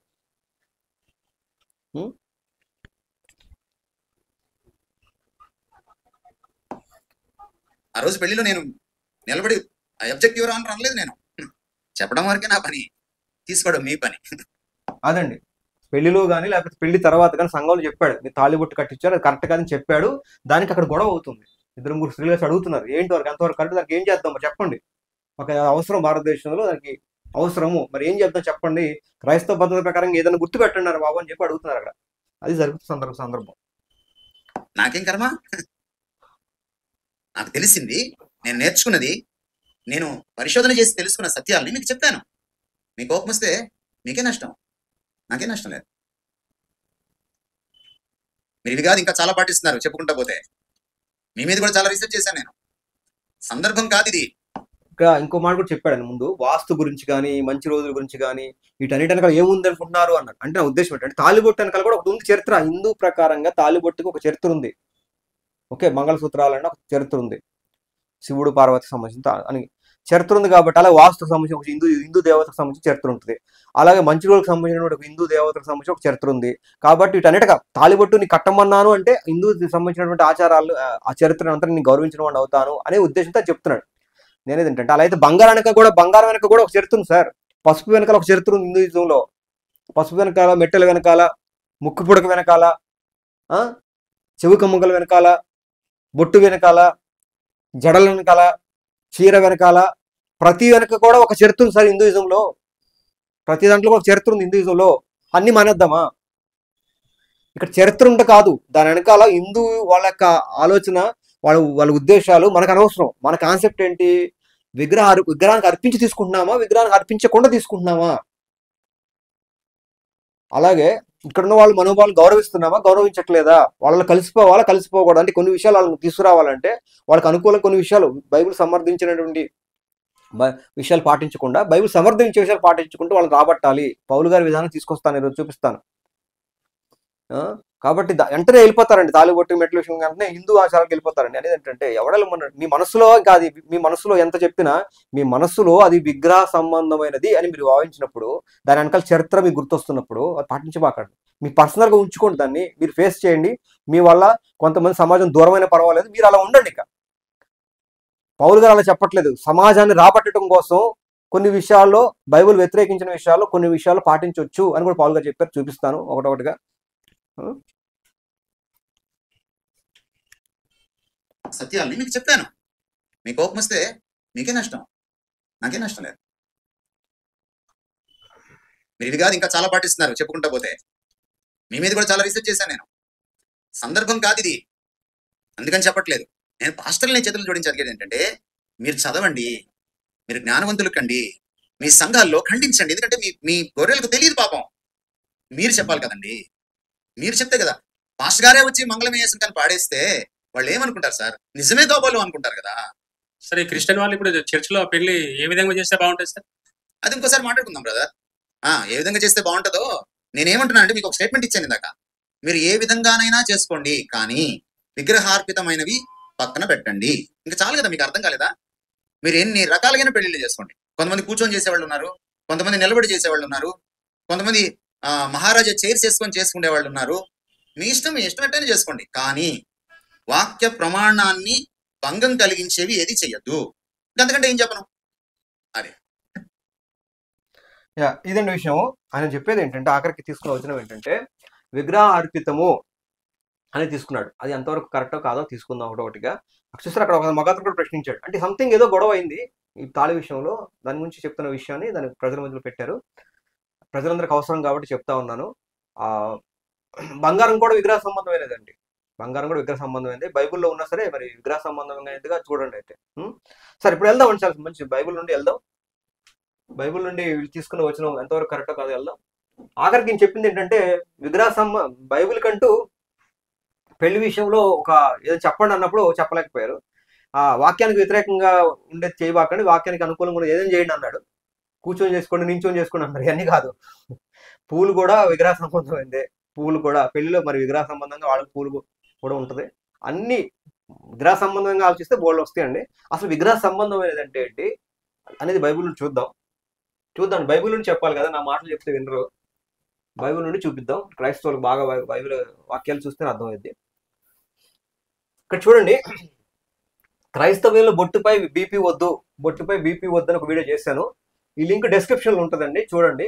ఈ బొట్టు విషయంలో చూడండి. తర్వాత ఇప్పుడు క్రైస్తవ పెళ్లిలో ఏదైతే చేస్తున్నారో ఉంగరం కానీ, ప్రమాణాలు కానీ, ఆస్తిపాస్తులు పంచుకునే విషయంలో కానీ, గిఫ్ట్ల విషయంలో కానీ, ఇవన్నీ కూడా అగ్రిమెంట్స్ విషయంలో కానీ, ఇవన్నీ కూడా బైబిల్ నుండే వచ్చినాయి. కొంతమంది మొత్తం మొదలు ఏమన్నారంటే గుడారంలో దూరటమేనా బైబిల్లో పెళ్ళి అంటే అని చెప్పి లలిత్ కుమార్, అలాగే కొంతమంది మొత్తం వాళ్ళు మాట్లాడుతూ ఉన్నారు.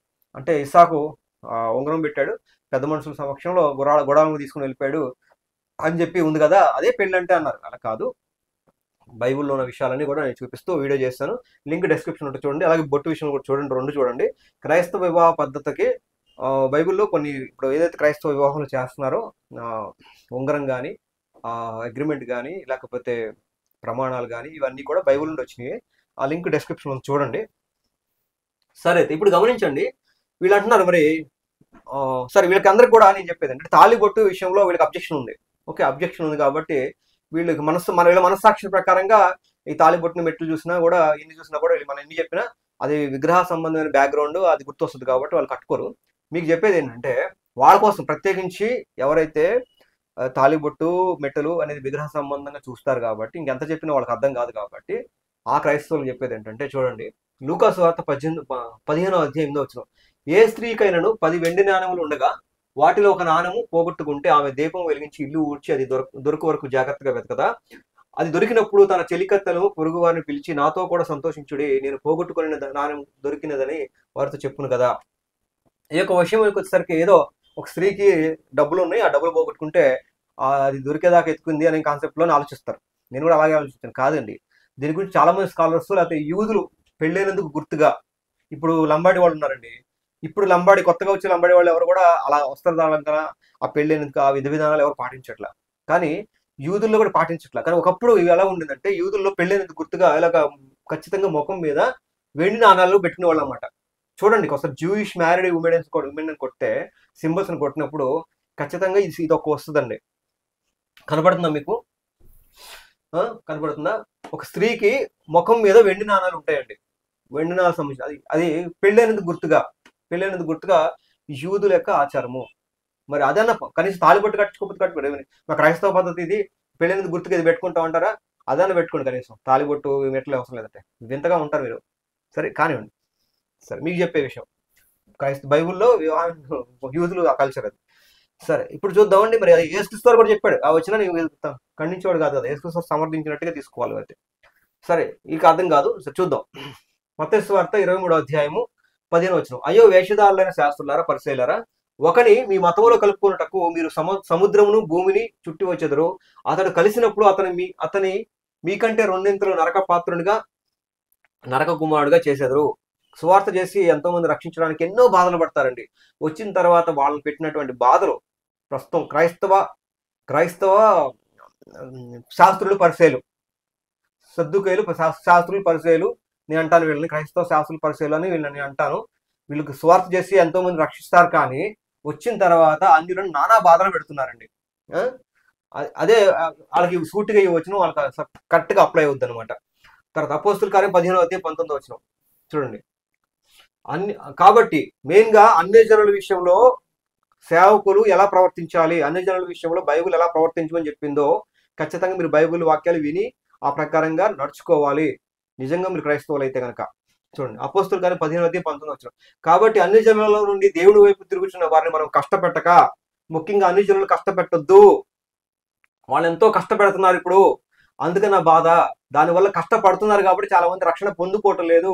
క్రైస్తవ అభివృద్ధికి కొంత ఆటంకం జరగటం కారణం ఏంటంటే సేవకులు మాత్రమే.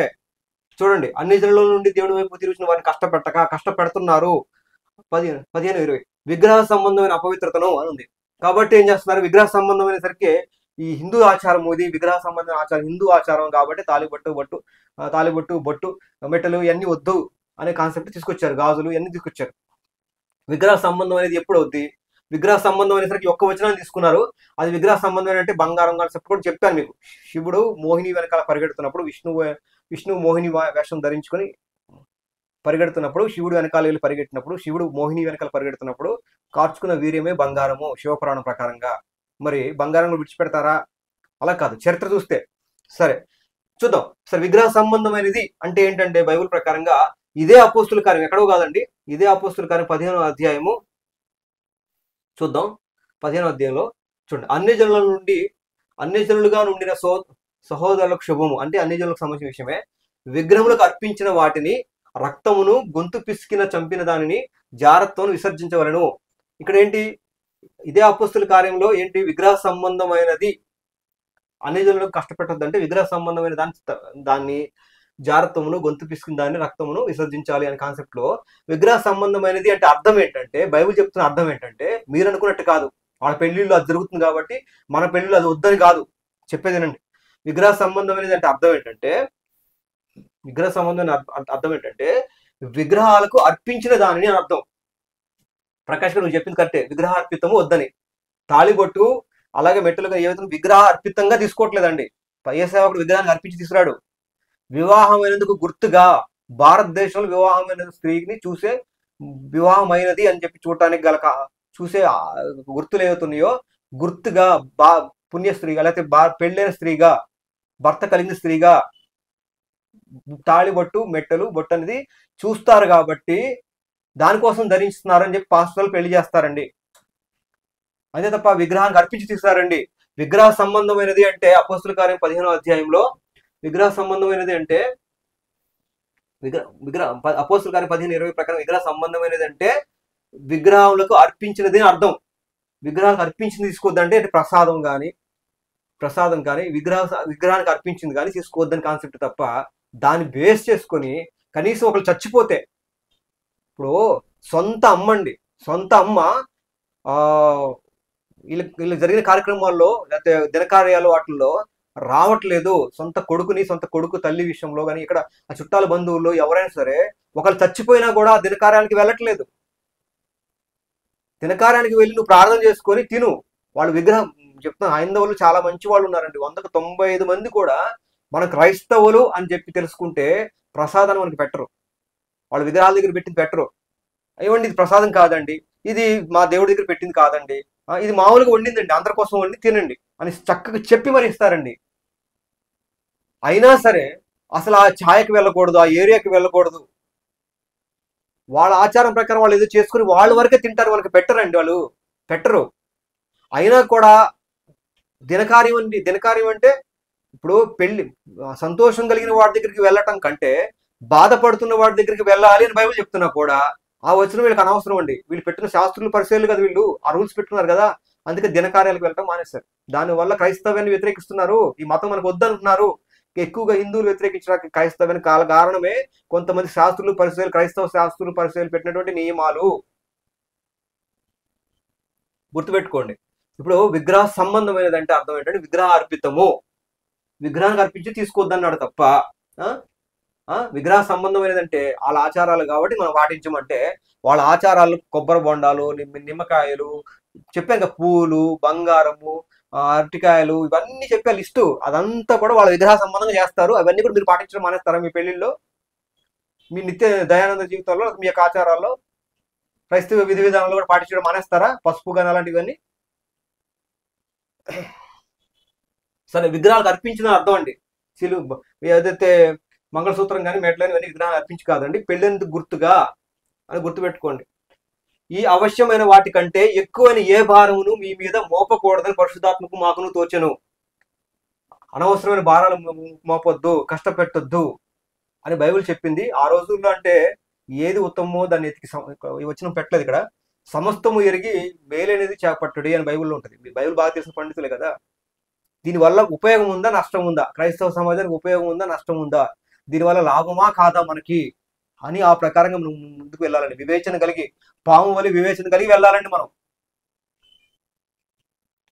విపరీతమైన ఆచారాలు పెట్టుకుంటే ఇష్టం ఉన్నా లేకపోయినా ఇబ్బంది పడుతూ పాటించేదాన్ని మతం అంటారు. మీరు మతం కాదంటారు కానీ మీరు పాటించేదంతా మతాన్ని క్రైస్తవాన్ని మతంగా చేసి మీరు పాటిస్తారండి.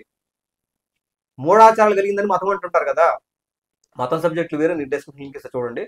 నేనేంటంటే మీరు కూడా కొన్ని మూఢాచారాలు కలిగి ఉన్నారండి క్రైస్తవులు, అందుకే వీళ్ళు మతాన్ని పాటిస్తున్నారు. మీరు చూడండి, ఏ భారం మోపొద్దు అనవసరంగా విగ్రహ అర్పితాన్ని మాత్రమే వద్దని చెప్తుంటుంటే, విగ్రహానికి అర్పించకుండానే తీసుకొచ్చినా సరే భారతదేశంలో పెళ్ళిన గుర్తుగా కొన్ని పెట్టుకుంటే అది విగ్రహ అర్పితంగా చూస్తున్నారండి మీరు. అది విగ్రహానికి అర్పించిందా? కాదు కదా. తర్వాత చూద్దాం, ఇంకా వెళ్దాం.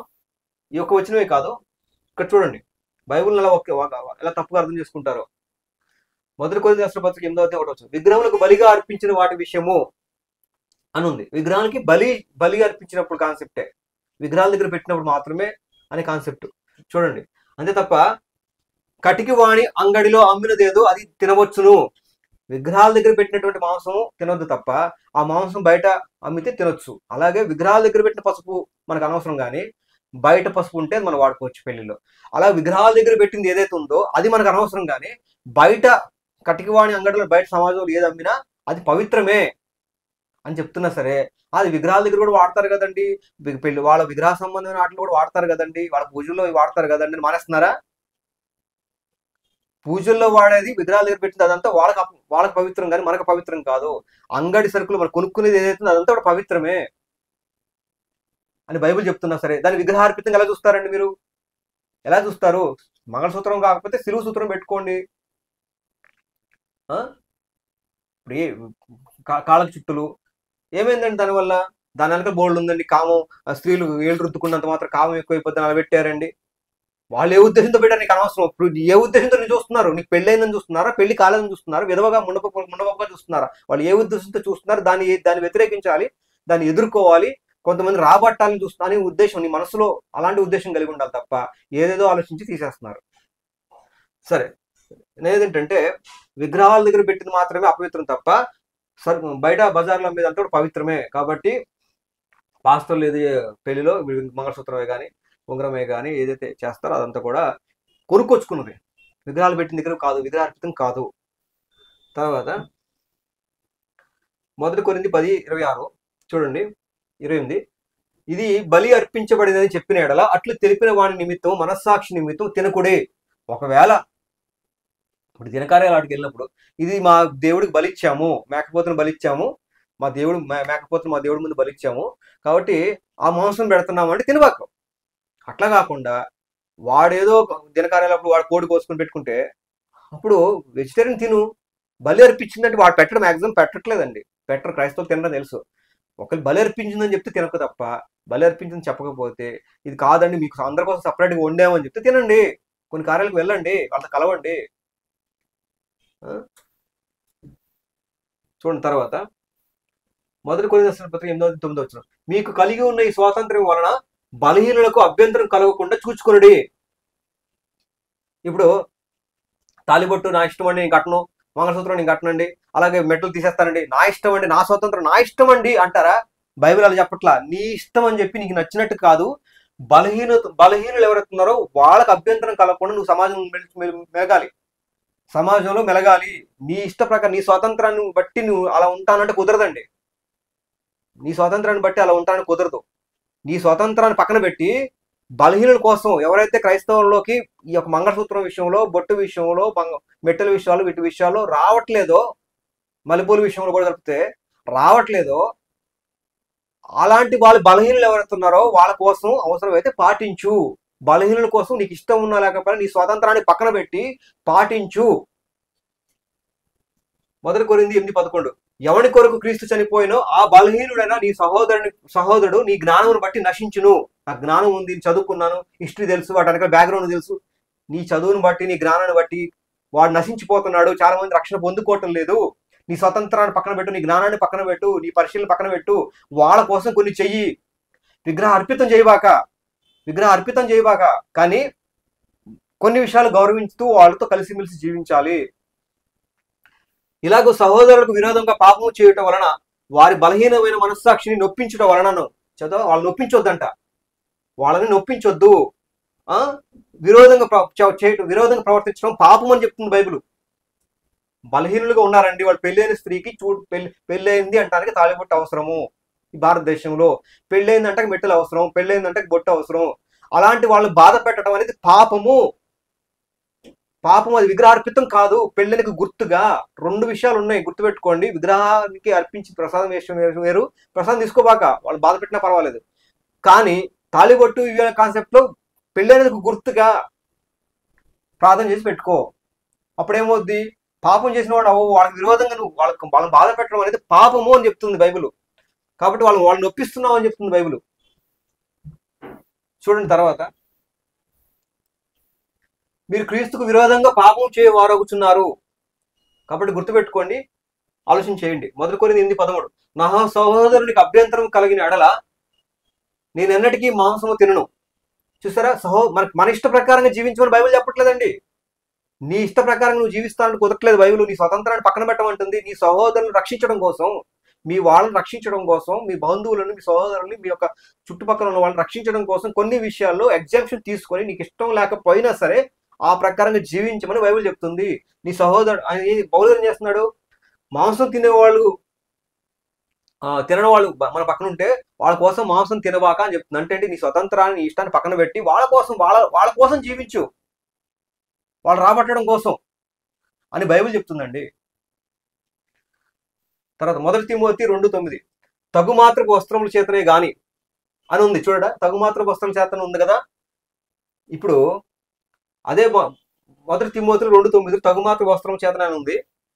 ఓకే, అంటే తగుమాత్రపు వస్త్రాలు అంటే మినిమం, ఎక్కువ కాస్ట్లీ కాకుండా, ఆర్భాటంగా ఓకే కాకుండా తగుమాత్రంగా.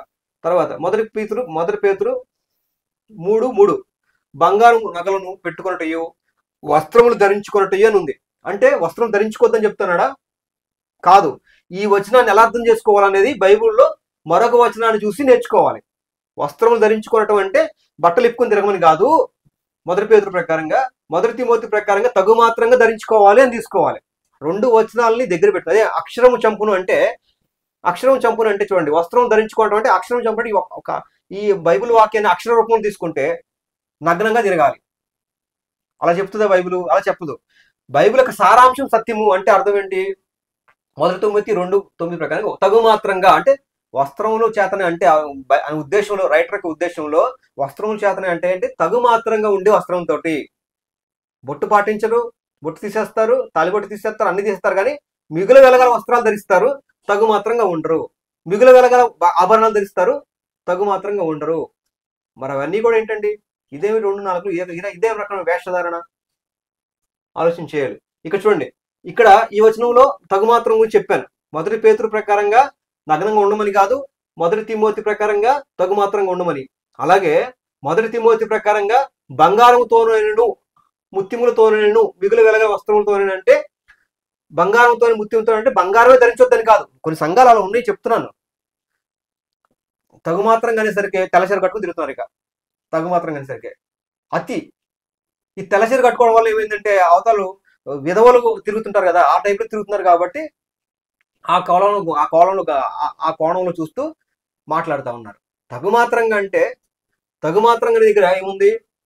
అలంకరించుకునే వాళ్ళను, అలంకరణ, మినిమం అలంకరణ. తగుమాత్రంగా అలంకరణ అంటే బంగారంతోనూ ముత్యములతోనూ మిగులు వెలగల వస్త్రం, అంటే బంగారం కానీ ముత్యములు కానీ ఏతున్నాయో అవన్నీ తగుమాత్రంగా ఉండాలి, అలంకరణ ఉండాలి. తగుమాత్రపు అలంకరణ ఉండాలి అనేది తిమోతి పత్రికలో రాసిన విషయం. అసలు జడాలు అల్లుకోవటం మానేసేసి, తెల్ల చీర కట్టుకొని బొట్టు పెట్టుకోవడం మానేసేసి, అన్ని తీసేసేసి, ఆ సబ్బు పెట్టుకోవడం కూడా మానేసి, సబ్బు పెట్టుకోవడం కూడా అలంకరణ కింద వస్తుందని చెప్పేసి ఇట్లా తయారు చేశారండి క్రైస్తవ సమాజాన్ని. క్రైస్తవ సమాజాన్ని సంతోష పెట్టాలంటే అట్లా తయారు చేశారండి, అట్లా పాటించాల్సి వస్తుంది అనమాట. ఇది చెప్పట్ల బైబిల్. తగుమాత్రంగా అలంకరణ ఉండాలంటే, అలంకరణ అంటే ఏదో ఒకటి పెట్టుకోవటాన్ని అలంకరణ అంటారు. అలాగే తగుమాత్రంగా ఉండాలి, బంగారమైన ముత్యాలు అంటే ఇవన్నీ కూడా ధరించాలి, తగుమాత్రంగా ఉండాలి అని చెప్తుంది బైబిల్. తగుమాత్రంగా ఉంటున్నారా?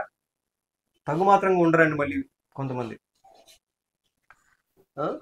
వాళ్ళ పెళ్లిలో చూడాలి, వాళ్ళు బంగారమే కానీ కాస్ట్లీ 20,000, 10,000, 10,000 పైన చీరలు కానీ బంగారమే కానీ అన్నీ ఉంటాయి. కానీ మంగళసూత్రం, ఈ బొట్టు, ఈ మెట్లు మాత్రం అపవిత్రం కదా. సరే, తర్వాత చూడండి, బంగారు నగలు పెట్టుకో. ఇక్కడ చూడండి, 1 పేతురు ప్రకారంగా బంగారు నగలు పెట్టుకున్నట్టు వస్త్రం ధరించుకోవడం అంటే అర్థం ఏంటి? వెలుపటి అలంకారం మీకు అలంకారంగా ఉండక అనేసరికి, వెలుపటి అలంకారం అంటే ఇక్కడ కాన్సెప్ట్ లో నీకు బంగారం పెట్టుకోవద్దని వస్తుంది. మరి వచనాలు అలా అర్థం చేసుకోవాలా? ఈ 1 పేతురులో ఉన్నటువంటి వచనాన్ని మొదటి పేతురును వచనాన్ని మొదటి తిమోతితో పోల్చుకొని ఆ ప్రకారంగా జీవించాలి. ఇది చెప్తున్న విషయం. కాబట్టి 2 వచనాలు గౌరవిస్తూ సారాంశాన్ని తీసుకోవాలి, అక్షరాన్ని కాదు.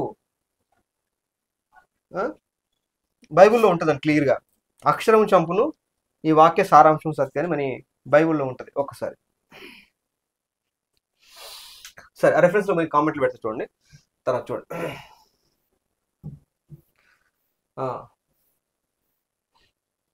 ఓకే చూడండి, ఫిలిప్పీ రాసిన పత్రిక 1:18 అయిననేమి విషచేతనే గాని సత్యము చేతనే గాని ఏ విధముల చేతనైనా క్రీస్తును ప్రకటింపబడుచున్నాడు, అందుకు నేను సంతోషించున్నాను, ఇక ఎందుకును సంతోషించాను. విషచేతనే గాని వాళ్ళ కోసమైనా సరే ఆ విధంగా జీవించు.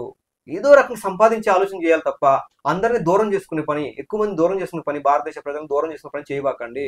ఆలోచన చేయండి. అలాగే రోమపత్రిక 9:3 ప్రకారంగా చూస్తే చూడండి, సాధ్యమైన ఎడల దేహ సంబంధులైన సహోదరుల కొరకు నేను క్రీస్తు నుండి వేరై శాపగ్రస్తుడనై ఉండకూడదును. మనం వేరే వాళ్ళని రక్షించడం కోసం అవసరమైతే నేను శాపగ్రస్తుని కూడా అవుతాను అని పౌలు గారు అంతా అన్యుల మధ్యలో సువార్త చేసిన వ్యక్తి అండి. కాబట్టి నేను మిమ్మల్ని శాపగ్రస్తులు అయ్యేదాకా విగ్రహార్పితము తినమని నేను చెప్పట్లేదు. కానీ నేను చెప్పేది అంటే వాళ్ళ కోసం వాళ్ళని గౌరవిస్తూ వాళ్ళ కోసం కొన్ని విషయాలు ఎగ్జంప్షన్ ఇవ్వండి. ఈ తాళిబొట్టు విషయంలో, బొట్టు విషయంలో, మెట్ల విషయంలో ఎగ్జంప్షన్ ఇవ్వండి. అవి విగ్రహార్పితం ఇంకా విగ్రహాలకు అర్పించి పెట్టుకోమని చెప్పట్లా. పెళ్ళైనది గుర్తుగా మా మనస్సాక్షి కలిగి పెట్టుకోండి. నలుగురిని బాధ పెట్టకుండా, శాపగ్రస్తులు అవ్వకుండా, విరోధంగా ప్రవర్తించి శత్రువులు అవ్వకుండా, పాపం చేయకుండా మీరు బ్రతకండి. అలాగే మినిమం అలంకరణ కలిగి ఉండండి. విధవల్లాగా ఉండకండి వాళ్ళ దృష్టిలో. ఇవన్నీ ఎందుకంటే క్రైస్తవ అభివృద్ధి కోసం నా తాపత్రయం అంతా క్రైస్తవ అభివృద్ధిలో ఆటంకాలు ఏర్పడటానికి, ఎంతో మంది రక్షణ పొందకపోవడానికి కారణాలు ఇవే. ఆలోచన చేయండి. మీరు తీసుకున్న రెఫరెన్స్ విగ్రహార్పితం, అది విగ్రహాల దగ్గర అర్పించింది కాదండి. పెళ్లి అనేది గుర్తుగా, భారతదేశం పెళ్లి అనేది గుర్తుగా చూస్తారు తప్ప నువ్వు క్రైస్తవుడు అని చెప్పి నీ క్రియల్లో చూపించుకోవాలి. క్రైస్తవుడు అని చెప్పి నీ క్రియలు చూపించుకోవాలి. నువ్వు బొట్టు పెట్టుకోకుండా, ఏమి చేసుకోకుండా ఉండి నువ్వు ఇష్టం వచ్చినట్టు బూతులు మాట్లాడుతూ, గొడవలు పెడుతూ, ఇష్టం వచ్చినట్టు ప్రవర్తిస్తుంటే అప్పుడు దేవుడి నామం అవమానం. నేనేది ఏంటంటే నీ క్రియలలో క్రైస్తవ్యాన్ని చూపించాలి. లెగిసిన కానీ పొద్దులేసినట్టు యేసుక్రీస్తు గురించి మంచిగా జీవిస్తూ, పవిత్రంగా జీవిస్తూ నీ క్రియలలో దేవుడిని చూపించాలి. ఇది కాదు. దీనివల్ల బాధ పెడుతూ వాళ్ళు రాకుండా పోతున్నారు, రప్పించుకోవాలి వాళ్ళని. కాబట్టి అన్నీ ఆలోచన చేసి నిర్ణయం తీసుకోండి. స్త్రీలను బాధ పెడతా ఉన్నారండి. ఇదే కాదు, స్త్రీలు ప్రసంగం చేయకూడదని ఆ వచనాలు కూడా ఉన్నాయి. పురుషులకు ప్రసంగం చేయకూడదని చేస్తే వీళ్ళు ఎక్కడ పాస్టర్లు దిగిపోవాల్సి వస్తుందని ఆ రకంగా బైబిల్ వాక్యాలు ఇష్టం వచ్చినట్టు మలుచుకొని చేస్తా ఉన్నారండి. ఆలోచన చేస్తే నీకు ఒకటిగా అర్థమవుతుంది. మంచి మనస్సాక్షి కలిగినటువంటి వాళ్ళకి ఆలోచన చేయండి. నన్ను దృష్టిలో పెట్టుకోబాకండి. చిన్నవాడిని అని కాదు, సేవకుడు కాదు, విశ్వాసం పక్కన పెట్టండి. బైబిల్ వాచనం ఏం చెప్తుంది మీకు వివరించి చెప్పాను. మంచి మనస్సాక్షి గల వాళ్ళని ఆలోచన చేసుకొని మంచి నిర్ణయం తీసుకోండి. సత్యంలోకి రండి. అనేక మందిని సంపాదిద్దాం. అలాగే స్త్రీలను బాధ పెట్టొద్దు. అది విషయం గుర్తుపెట్టుకోండి. అందరికీ వందనాలు. మరొక వీడియోతో మళ్ళీ కలుద్దాం. అంతవరకు సెలవు. Praise lord.